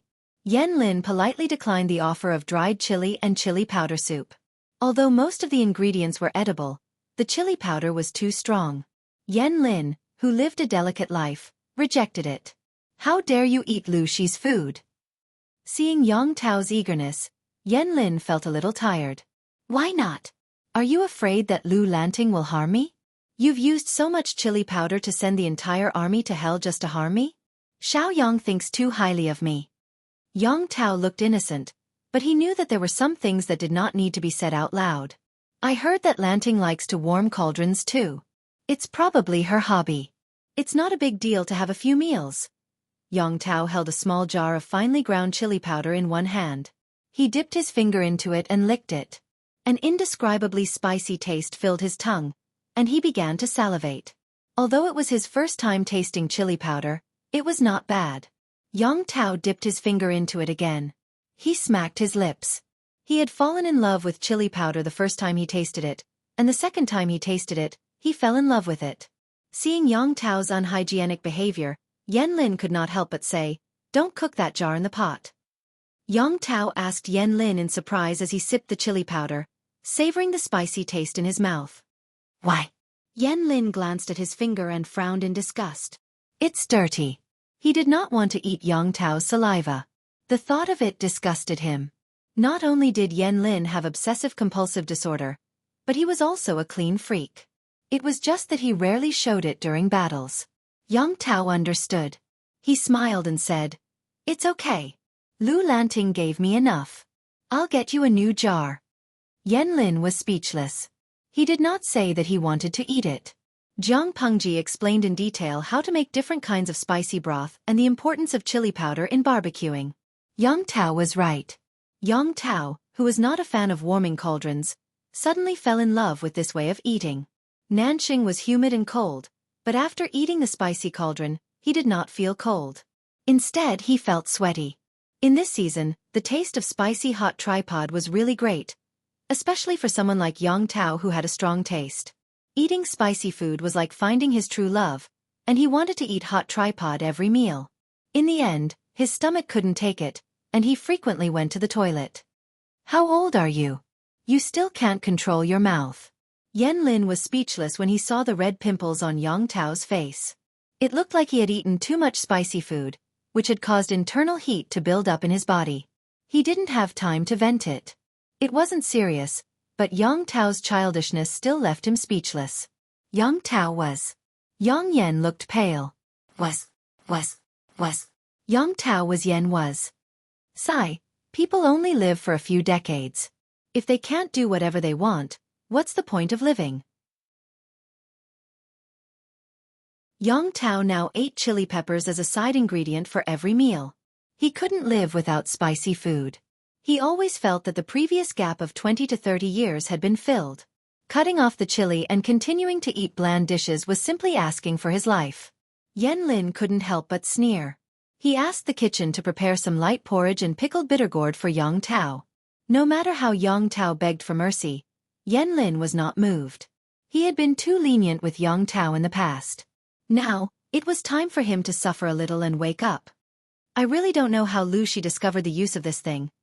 Chen Su did not eat spicy food every day like Yang Tao, but he would eat spicy food every other day. It was addictive. It tasted good. What was more, if he ate it with some hot soup, he would feel as if he had just taken a hot bath. Chen Su felt that it was an indispensable seasoning in winter as it could be used in cold and damp places. Of course, he was most curious about how Jiang Pengji found out about chili. Chili was mostly grown in barbarian areas. Only a small amount of chili would enter the Central Plains and be used as raw materials for cooking. Chen Su could not imagine how Jiang Pengji had added spices to food. Yan Lin said, "Maybe she's imitating Shennong." Chen Su burst out laughing. Shennong tasted herbs to benefit the people. Why did Lu Shi taste spices? Could it be to benefit the foodies? Chen Su felt like he had discovered an incredible truth. Lu Shi, the Duke of Lanting who was rumored to have killed countless people, was actually a person who valued good food? Chen Su was amused by his own imagination. Chili was popular in the military camp that winter and attracted countless fans. It was also popular among the common people. Under normal circumstances, it would be difficult for the people to accept new things. But it was a time of war, so the spread of chili was smooth.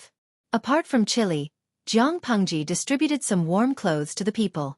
In addition to the common wool fabrics, there were also cotton-padded clothes filled with cotton mixed with tree scraps. It was not that Jiang Pengji did not want to use cotton clothes, but the production of cotton was not high. There was a lot of wood scraps left in the papermaking industry in Chongzhou. In order to get warm clothes, she had to use this method. Even so, the warm clothes were better than the ones she had before. The clever women had started making clothes last year. It took them a whole year to get enough for the soldiers at the front line. Of course, not all warm clothes were the same. The cotton for Jiang Pengji and her group was the softest and warmest cotton. The thickness and workmanship were guaranteed. The cotton for the soldiers was of a lower thickness. They had clothes from previous years, so they did not feel cold. The cotton for the people was thinner than the soldiers, but it was still warm. It was to make more clothes for the people with a fixed amount of raw materials. With such a huge demand, they had to reduce the amount of raw materials. Apart from clothes, every city had more than 10 porridge stalls that distributed hot porridge. The porridge was not so thick that it could not be poured over, but it was enough to make one half full and not starve to death.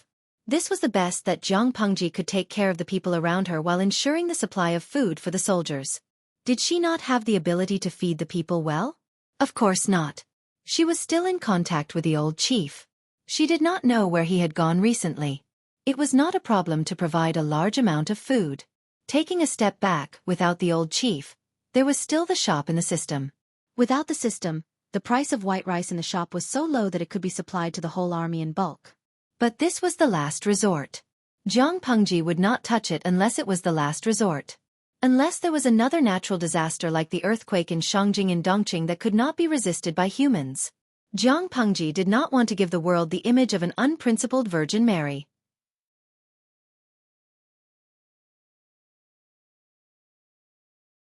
Chapter 16:21. Just as Jiang Pengji had guessed, Xueqi had deliberately recruited all the young and strong people who could be taken away. The remaining old, weak, sick, and disabled would not have enough food to get through the winter. Even though a large number of refugees had starved or frozen to death in previous years, wasn't Jiang Pengji in charge this time? Jiang Pengji was a feudal lord with an extremely good reputation among the people. If there were huge casualties among the people under her rule, it would be a huge blow to her reputation. If Xueqi took the opportunity to send people to incite these refugees who could not survive to attack her, she would be in grave danger. Either Jiang Pengji gave up her reputation among the people and let tens of thousands or even hundreds of thousands of people starve or freeze to death.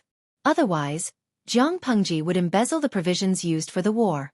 In this way, the morale of the army would definitely be shaken by the lack of provisions in the spring. Either way, Jiang Pengji was at a disadvantage. If that wasn't the case, why would Xueqi be so generous as to give away 2 prefectures? In the eyes of the outside world, Jiang Pengji had conquered nearly 2 prefectures of Nanxing in one go. Her momentum was like the sun at high noon. If it weren't for the change in the weather, she would have led her troops south and destroyed Xueqi's old nest. In reality, that was not the case. The profits that could be extracted from the 2 prefectures were too low. If she had not sent people to dig up graves to earn a sum of money, Jiang Pengji was afraid that even emptying her private treasury would not be able to make up for the financial deficit. Regardless of whether it was Xueqi or the people under Xueqi's tent, they all thought that Jiang Pengji would be badly battered by the refugees in the 2 prefectures who were crying piteously for food, and that she would simply provoke the people into boiling with resentment. In the end, Jiang Pengji used reality to slap their faces until they were swollen. "What did you say?" And Xueqi put down the wine cup with a clang. The Xichang emperor concubine, who was nestled in his arms, was so frightened that she knelt down and begged for forgiveness. He didn't have any tender feelings for the fairer sex. He stared at the messenger with a stern expression. "Are you sure?" The messenger said. "I'm sure. The news from everywhere is the same." After Lu Shi occupied the 2 prefectures, the people. And Xueqi abruptly raised his hand to interrupt him. His brows were tightly knitted together, leaving behind several deep wrinkles. "There's no need to say anything else. Send someone to invite the military advisor over for a discussion." And Xueqi had wanted to watch a good show, but he hadn't expected the people he had sent to bring back news that was completely different from what he had imagined. After Jiang Pengji took over the 2 regions that were of little value, not only did the people under her rule not die on a large scale, but they also had a relatively peaceful winter. Wei Ci seized the time to dispatch the Internet Water Army. Every day, he would publish countless articles to flatter Jiang Pengji. Wei Ci's ability to control the navy was far beyond the standards of this era. The feudal lords who were once enemies with Jiang Pengji were often defeated. Even though the aristocratic families of the Nanxing and Nanxing states scolded her for digging up graves, her reputation among the common people was unexpectedly good. "He who wins the hearts of the people will win the world." These words could not only be applied to the ruler of the world, but also to the feudal vassals who were striving to become the ruler of the world. It was true that Jiang Pengji had offended the aristocrats of the 2 prefectures, but she had also won over nearly 1 million people from the 2 prefectures. In comparison, There was no harm in offending a few thousand landowning households whose teeth had been plucked out. How many years had it been since the citizens of Nanxing had a war-free winter? Since the beginning of the calamity of the southern barbarians, the common people had always been in deep water and suffering. At night, they were worried that bandits would suddenly break into their homes to kill and loot. It could be seen how heavy their shadow was. She, an outsider marquis, had done what the Nanxing marquis had not done. The common people longed for peace and a stable life. Zhang Pengji had let them see hope. To further embellish Zhang Pengji's lofty and selfless image, Wei Ci had even revealed some facts, such as how rare it was for Zhang Pengji to distribute warm clothes, and how she had almost emptied her private treasury to ensure that the people of the two prefectures had a peaceful winter. Although she had not brought the best days to the common people, she had done her best. The common people should know how to be satisfied. After Wei Ci's manipulation, the common people of the two prefectures wished they could worship Zhang Pengji as their savior. Crazy! They're all crazy. What kind of magic potion did Lu Shi feed the common people? When the aristocrats found out that there was a thief's hole near the graves of their clans, they were so angry that their lungs were about to explode. However, when they heard the common people singing praises of Zhang Pengji, they almost felt like they had been born. And Xue and his group had the same thoughts as them. And Xue sent people to spread rumors that were unfavorable to Zhang Pengji. In the end, the people who spread the rumors were beaten half to death by the common people. They were simply making trouble out of nothing. Was it fake that Zhang Pengji had dug up graves? Was it fake that Zhang Pengji had slaughtered countless people all these years? She was clearly a tyrant, but she had been portrayed as a white lotus flower. Were they all blind? And Xue's first plan had failed, so he came up with another plan. Unfortunately, it was stopped by Hua Yuan. The most important thing now is to prepare for next spring. The soldiers under Lu Shi's command have sufficient protection against the cold. A surprise attack won't be very effective. And Xue sighed and said, "That's fine. I was too impatient." When faced with Zhang Pengji, and Xue was lying when he said that he did not feel pressured. Not only did he feel pressured, but he also felt a mountain of pressure. It was just that he could not tell these feelings to others. He was the Lord. If even he had the intention to fight, how could his subordinates have the confidence to win? Hua Yuan was Xue's most trusted confidant at the moment. He calmed him down with a few words. After Xue's consolation, his anxious mood was greatly improved. He said to Hua Yuan, "You haven't visited him in a long time. Do you have time to visit him in the near future?" Hua Yuan smiled apologetically. "I have neglected the young master. This is my oversight." And Xue did not really like that air, but he had some problems. He had no choice but to make his adopted son his heir. This was good for calming people down. However, at that moment, Hua Yuan quietly told him something that made Xue's heart tremble. He introduced Xue to a divine doctor who had a lot of experience in treating men's private matters. Xue was tempted. He secretly met with the divine doctor. The moment an expert made a move, one would know whether he was real or not. The doctor's diagnosis was exactly the same as Xue's. Unlike other doctors who said they were helpless, this doctor had a way to cure him. Of course, Xue hoped to have his own bloodline. He was so happy that he could not suppress it. His expression twisted for a moment. Are you serious?" Xue tried hard to suppress his joy. He asked the doctor carefully. The white-haired doctor said, "Duke Duoshi, there will be an effect after a month of careful recuperation. After 3 months of recuperation, the hidden illness will be cured." And Xue said, "Then I'll have to trouble you to prescribe medicine." The doctor said, "A doctor has a benevolent heart. This is a doctor's duty. Duke Duoshi, you are too serious." At the side, Hua Yuan also said, "Congratulations on regaining Liner, my lord." And Xue nodded repeatedly. After a while he said, "Take care of Mian lest the child feels uncomfortable." He had raised that adopted son as the young master for a few years. They had some father-son relationship. This matter had to be kept from him for now. Hua Yuan said, "Your subject understands. Don't worry, my lord." He brought the doctor to prescribe medicine in secret. When there was no one around, the doctor's face, which had been calm before, turned a little pale. Hua Yuan laughed coldly. "Do what you have to do. Don't talk too much. If you talk too much, Not only will your own tongue be pulled out, your entire family will not be able to escape.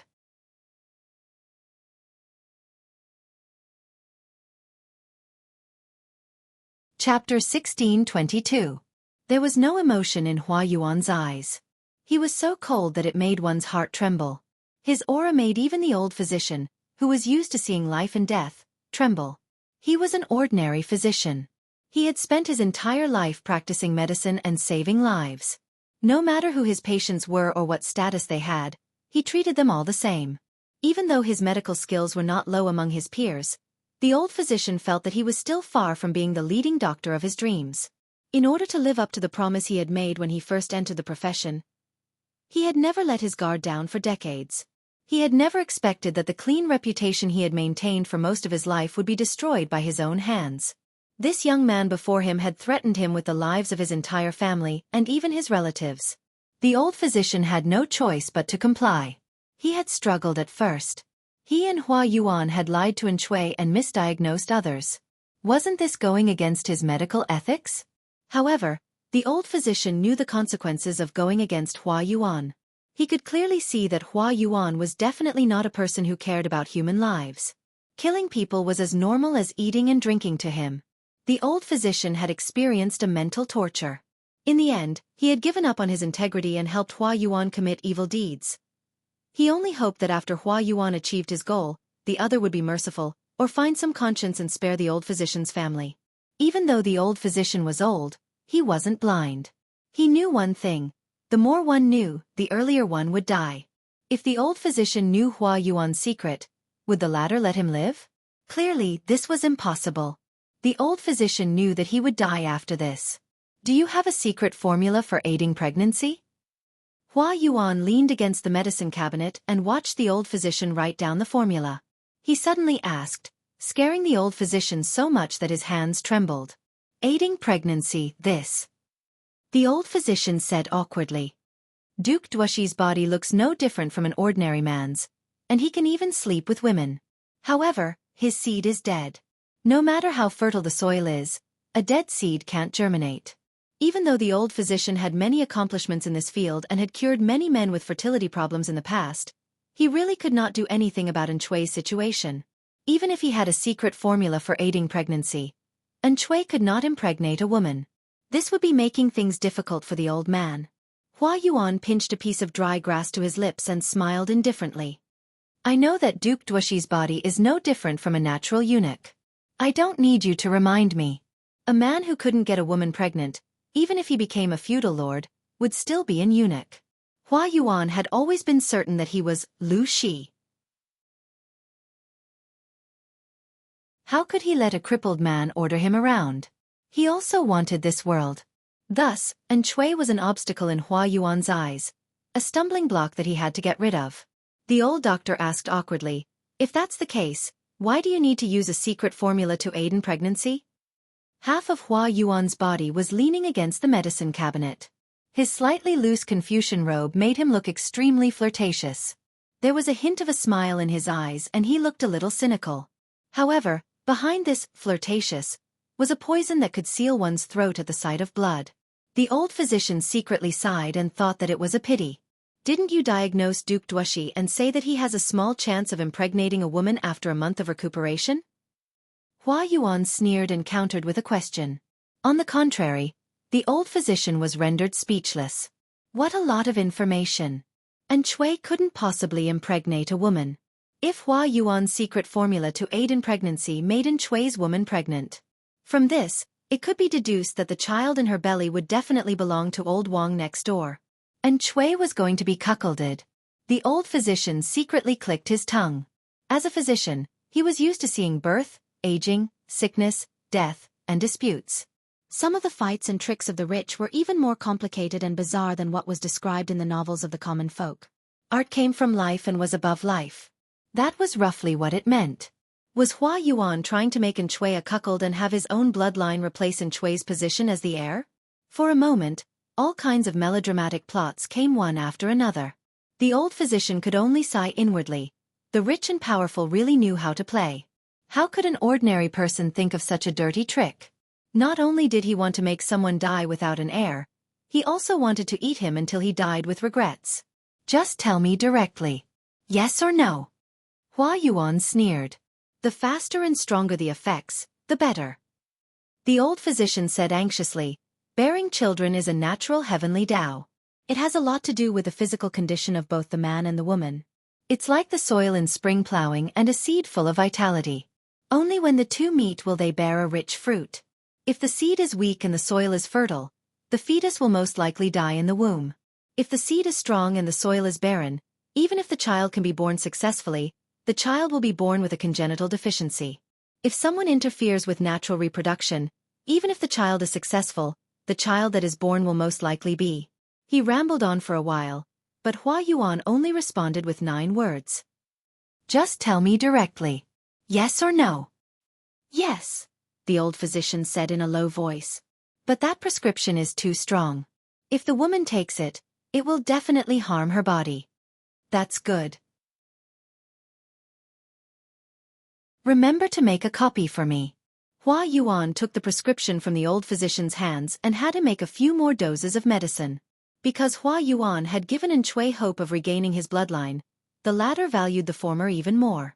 It wasn't that he didn't suspect it, but the information that came back from his private investigations said that the old physician had great achievements in the field of male reproductive diseases. His medical skills were far superior to others. And Xueqi took the medicine prescribed by the old physician without worry. After a period of time, he felt even more energetic. Hua Yuan also gave him a secret prescription to help women conceive.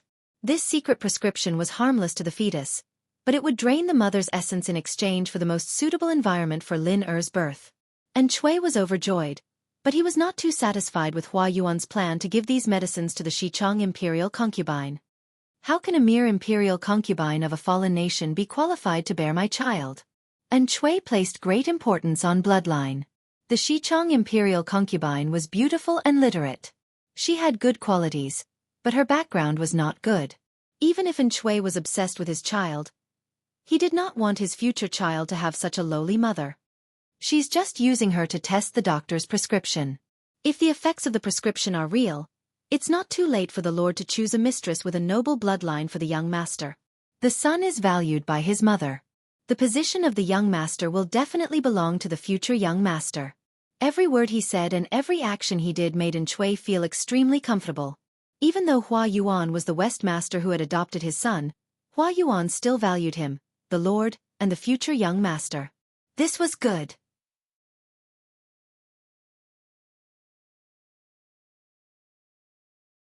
Chapter 16:23. And Xueqi took the medicine according to the doctor's instructions. He even asked Hua Yuan to give the medicine to the Xichang emperor's concubine, who drank it 3 times a day. The Xichang emperor's concubine didn't know that Xueqi was infertile, nor did she know what kind of ferocious effects the medicine she drank had. She was living under someone else's roof and had to obey. Recently, however, Xueqi had been more excited than usual when he slept with her. She couldn't take it. She had a tiny bit of hope in her heart. If she could get a boy, when Xueqi had a son, wouldn't the heir be her son? Because of these thoughts, the Xichang emperor's concubine had become more tender and attentive to Xueqi. And Xueqi didn't mind giving her more love. No one knew that all of this was planned by Hua Yuan. He was playing a very big game of chess, a game that no one could figure out even if they racked their brains. No one knew that suggesting Xueqi to withdraw his troops and give up 2 prefectures to Jiang Pengji was also part of his plan. Not only was it to deplete Jiang Pengji's rations, but it also had a deeper meaning, to stall for time and buy more time for his plan. What was Hua Yuan's plan? Was he just trying to make his lord a cuckold? No, he wasn't that vulgar. Other than himself, only 2 people could see through Hua Yuan's plan. One was the old doctor whose life was in Hua Yuan's hands. The old doctor knew that Hua Yuan was going to make Xueqi a cuckold. The other was Hua Yuan's favorite in the eyes of outsiders, the Xichang prince. Not only did the Xichang prince know that Hua Yuan was going to make Xueqi a cuckold, but he also knew exactly how. Speaking of which, the Xichang prince still had some pride in his bones. Because of this pride, he had underestimated the chaotic world outside of Xichang. He had run into a wall with Jiang Pengji. Unwilling to give up, he had come to Xueqi to try his luck. In the end, he had lost himself and his sister. When he found out that Xueqi's trusted aide, Hua Yuan, wanted to be a boy toy, he had almost fainted from anger. At this time, men were popular. It was very common for the sons of rich families to keep a few prostitutes to relieve their boredom. Many of the rich Longjuan's study attendants also played the role of servant girls. On one hand, she accompanied her Lang Jun to study and practice calligraphy, taking care of his daily life, and on the other hand, she warmed his bed and vented her lust. Of course, not every study boy was like this, but this phenomenon was very common in the circle of aristocratic families. He had said a lot of nonsense just to show that masculinity was really common in this era. Other than the fact that no man would marry another man openly, it was almost the same as an ordinary married couple. Many legal wives and concubines would only be able to carry on the family line when faced with such a shameless man. In the words of the viewers in the live stream room, this was probably the rumored true love. The Prince of Xichang was in despair. He thought that he was going to be subservient as well. He learned from the lowliest male pet and fawned on someone of the same sex. In the end, surprisingly, Hua Yuan did not touch him. Instead, he would often reveal a look of astonishment and disgust. As time passed, the Xichang prince forgot about the humiliation of being a male pet. He even felt a little angry. Was he that unattractive? Hua Yuan said harshly, "You're just a mortal, that's all.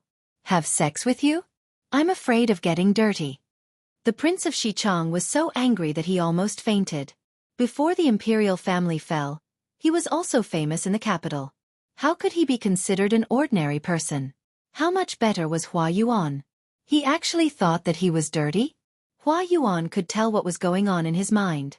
He sneered and said, "The combination of yin and yang is the right way of human relations. You don't want to walk the water path, but walk the dry path that is used for the cycle of 5 grains. Isn't that dirty?" Hua Yuan, who firmly believed that he was Lu Shi, liked the opposite sex even though he was more manly than a woman. He had no choice. This body belonged to a man. She could only pinch her nose and accept it. Her sexual orientation also changed. He could not accept the dirty path that was used to get rid of filth. The Prince of Xichang was not afraid of rectal prolapse, but he was afraid of getting sick. After learning of Hua Yuan's thoughts, the Prince of Xichang was so angry that he fainted again. He was a prince. How could he want to be a male pet? Hua Yuan, this lowly commoner, really thought that he was someone important. Soon, he knew that instead of feigning civility with such a person, he would rather be a male pet that was subservient. One day, Hua Yuan made a request to the Prince of Xichang that made him shudder. The Prince of Xichang was stunned for a long time. What did you say?" The Prince of Xichang was so scared that his face turned pale. Disgust and disgust were written between his brows. He looked at Hua Yuan not as if he was looking at a person, but as if he was looking at a ghost. "My sister and I are siblings from the same mother, but you want me to. She is your lord's concubine. You instigate another man to have an improper relationship with her. It looks like you have a lot of complaints about your lord." He did not hear wrong. Hua Yuan, this crazy man, actually wanted him to do something that would cause disharmony with his own sister. Not only that, he also wanted her to get pregnant. "You're crazy." However, Hua Yuan looked at him with a gaze that seemed to be able to see through his heart. "What are you laughing at?" "It's quite interesting to hear this from you," Hua Yuan said disdainfully. "Does the so-called royal family also care about human relations?" The people of this era were obsessed with bloodlines. The gentry clans were so. The royal family, which was regarded as nouveau riche by the gentry clans, were even more obsessed than the gentry clans. In order to ensure the purity of the bloodline, it was very common for close relatives to marry. It was even more common for the royal family to have sexual relations in private. The Xichang royal family, which was not particular about their origins, was so resistant to having sexual relations between siblings. It was an eye-opener for Hua Yuan. Hearing the mockery in Hua Yuan's words, the Xichang prince was both angry and angry. Hua Yuan laughed. "If I were you, I probably wouldn't make such a foolish choice." "You're saying I'm stupid?" Compared to Hua Yuan, who had schemed against Xueqi at some point, the Xichang prince was ashamed of his inferiority, but he was not stupid. "Is it not stupid? This is a ready-made and only chance for you to escape from the situation of being looked down upon by others. If I were you, I would firmly grasp this opportunity and escape from the current predicament before making other plans. If the child in the Empress concubine's belly is yours, no one but you, the Empress concubine, and me will know. Everyone will only think that the child is Duke Xueqi's. In this situation, the only obstacle that can stop you is Duke Xueqi's adopted son. Once the adopted son dies, the future position of young master can only be inherited by a child with pure Xichang blood. Hua Yuan's words both tempted and frightened the Xichang prince. What kind of heart did this person in front of him have? The son is weak, but the mother is strong. If something happens to Duke Xueqi, won't you be the one to reap the benefits? The Xichang prince endured his chattering teeth and said, the one to reap the benefits is clearly you.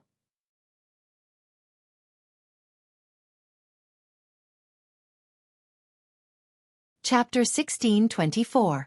The Xichang prince asked carefully, what if I refuse? Hua Yuan said coldly, do you think you're the only one in the world with that bit of flesh between your legs? There are plenty of men who can impregnate women. I chose you because your identity can make Duke Xueqi lower his guard. If you spend a long time alone with the Empress concubine, he won't be suspicious.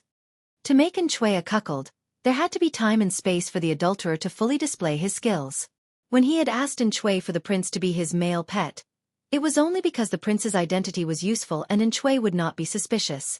After hearing this, the Xichang prince's fingertips trembled uncontrollably. If there was medicine for regret in the world, he would rather stay in Xichang than come here. I didn't expect that you had such a plan. Do you really think you can control everything? Hua Yuan's words were the last straw that broke the camel's back. I don't keep useless people who know secrets. If I'm in a bad mood, I'll cut off your tongue, chop off your hands, and send you to a brothel to live for a few days. If I'm in a good mood, I might give you a quick death, Hua Yuan said with a smile. Of course, I can't control everything, but I can control your life and death. You should also think carefully about what is more important. If you die, there's no hope. If you can endure humiliation and live, you might have a chance at survival. You're a smart man. You should know what to choose. Hua Yuan saw through the Xichang prince. The prince said he would resist, but his heart and eyes were filled with ambition and schemes. He would do anything to achieve his goals. Hua Yuan hated hypocrites who said one thing but meant another. They were clearly filthy, but they clung to their last shred of dignity and refused to let go. Hypocrite! What Hua Yuan wanted to do was to peel off this disgusting fake skin and expose the ugly face behind it to the light of day. Are you going to do it or not? Hua Yuan's voice was like a death warrant from hell. The prince was so frightened that he sweated profusely. The sticky sweat quickly soaked his inner clothes. He growled in a voice close to pain and despair. I'll do it. I'll do it, all right? He didn't even use the noble title of Gu. He was too scared to use it. Looking at the prince who looked like he would rather die, Hua Yuan sneered coldly in disdain, mocking the other party's pretense. As long as he appeared to be in enough pain and struggle, he would be able to cover up his shameful thoughts and ambitions and blame everything on Hua Yuan's coercion. Hypocrisy was nauseating. It was better to be honest. Hua Yuan's plan proceeded in an orderly manner. He wanted to transplant a vast grassland into Xueqi's head and let him herd sheep and horses as he pleased. He also needed the other person involved in the incident to agree. Compared to the Xichang prince's hypocrisy and refusal, the Xichang empress concubine was more straightforward. This made Hua Yuan look at her differently. Of course, this was also related to Hua Yuan revealing to her that Xueqi was infertile. Her inability to bear children meant that she would always be a tool to Warman's bed. Her usefulness was even shorter than her youth. Once her beauty faded, Xueqi would no longer care about her, and others would forget about her. The empress concubine was just a concubine to Warman's bed, a weak woman who could not control her own fate. Not every woman in the world could transform into a superior person like Lu Shi, let alone become a leader of the world like her. Most women could only be like rootless duckweed, suffering the torment and destruction of a chaotic world. The more beautiful a woman was, the more dangerous her situation was. Men proved their strength by conquering them. Women relied on jealousy and fighting for men's love as their capital. Xueqi could not impregnate anyone. This was equivalent to cutting off the empress concubine's future and hope. She agreed to Hua Yuan's plan. She could only cry silently in the dead of night. She did not understand why some women could live lives that made all women in the world envious and jealous, like Zhang Pengji, while others had their fates manipulated by others. She was the high and mighty empress concubine of Xichang. How had she fallen to such a state? Hatred and jealousy twisted her heart so tightly that she almost could not breathe. How unfair fate was. She thought she was talented and learned, and her ambition was no less than a man's. If she had Zhang Pengji's starting point and had so many loyal followers, she would not have done any worse than her. It was a pity that these assumptions would never have the chance to come true. Zhang Pengji did not know this. Even if she knew, she would not care. Those who did not attract jealousy were mediocre. She was so outstanding and powerful. If she did not attract jealousy, did it not mean that she was still mediocre? Compared to other things, she preferred to go hunting, barbecuing, winter swimming, and catching fish in the winter. None of these interests seemed to have anything to do with official work. Won't your subordinates rebel when you do this? Yang Tao had a thick fox fur cloak draped over his shoulders. His feet were propped up on the side of the boat. Half of his feet was submerged in the cold river water. If one looked closely, they would see that Yang Tao's upper body was naked. He only wore loose pants that covered his body. His long hair was wet. He had just climbed out of the river. His winter swimming partner was still underwater. Who was Yang Tao's winter swimming partner? No one would believe it, but it was his former nemesis and current superior Zhang Pengji. You'll get used to this kind of thing. Zhang Pengji dove into the water. She swam close to the surface of the water for 2 to 3 feet. She was like a female demon born in the river. How can I get used to it? Yang Tao almost choked from laughing. Different people have different fates. If it was Xiaoyang, he would have torn me apart. They also want to tear me apart, but they can't beat them. Zhang Pengji emerged from the water and smiled. They'll be thankful that I don't cause trouble for them. Zi Xiao and the others will help me deal with the unimportant documents and pick out the ones that I have to read personally. Master Lu's words seemed to be a little twisted. Yang Tao smiled and reached out to her. He used a little strength to pull her up. Zhang Pengji picked up the cloak and wrapped it around her body. She raised her hand and tucked her long hair behind her ears. The two of them brought their guards to swim in the river. Yang Tao was a good swimmer. He did not expect Zhang Pengji, who grew up in the north, to be so good. He was tired from swimming and climbed onto the boat to rest. Zhang Pengji was still jumping around in the water. He wondered if she could swim all the way from downstream to upstream with her physical strength. This isn't twisted logic. This is the truth. The salted fishes were excited to see their former rivals get along peacefully. But what was more exciting was Yang Tao's figure. Nide Yida. Even though I used to be a die-hard fan of Beauty CI, I want to climb the wall after seeing Yang Tao's angelic figure. Qing Feng Banchui. You don't show off when you're wearing clothes. When you take them off, your hormones are about to overflow. You're tuning in to the Xueqi's Martial Arts Saga YouTube channel. Don't forget to subscribe and join us on this journey to catch the most captivating stories.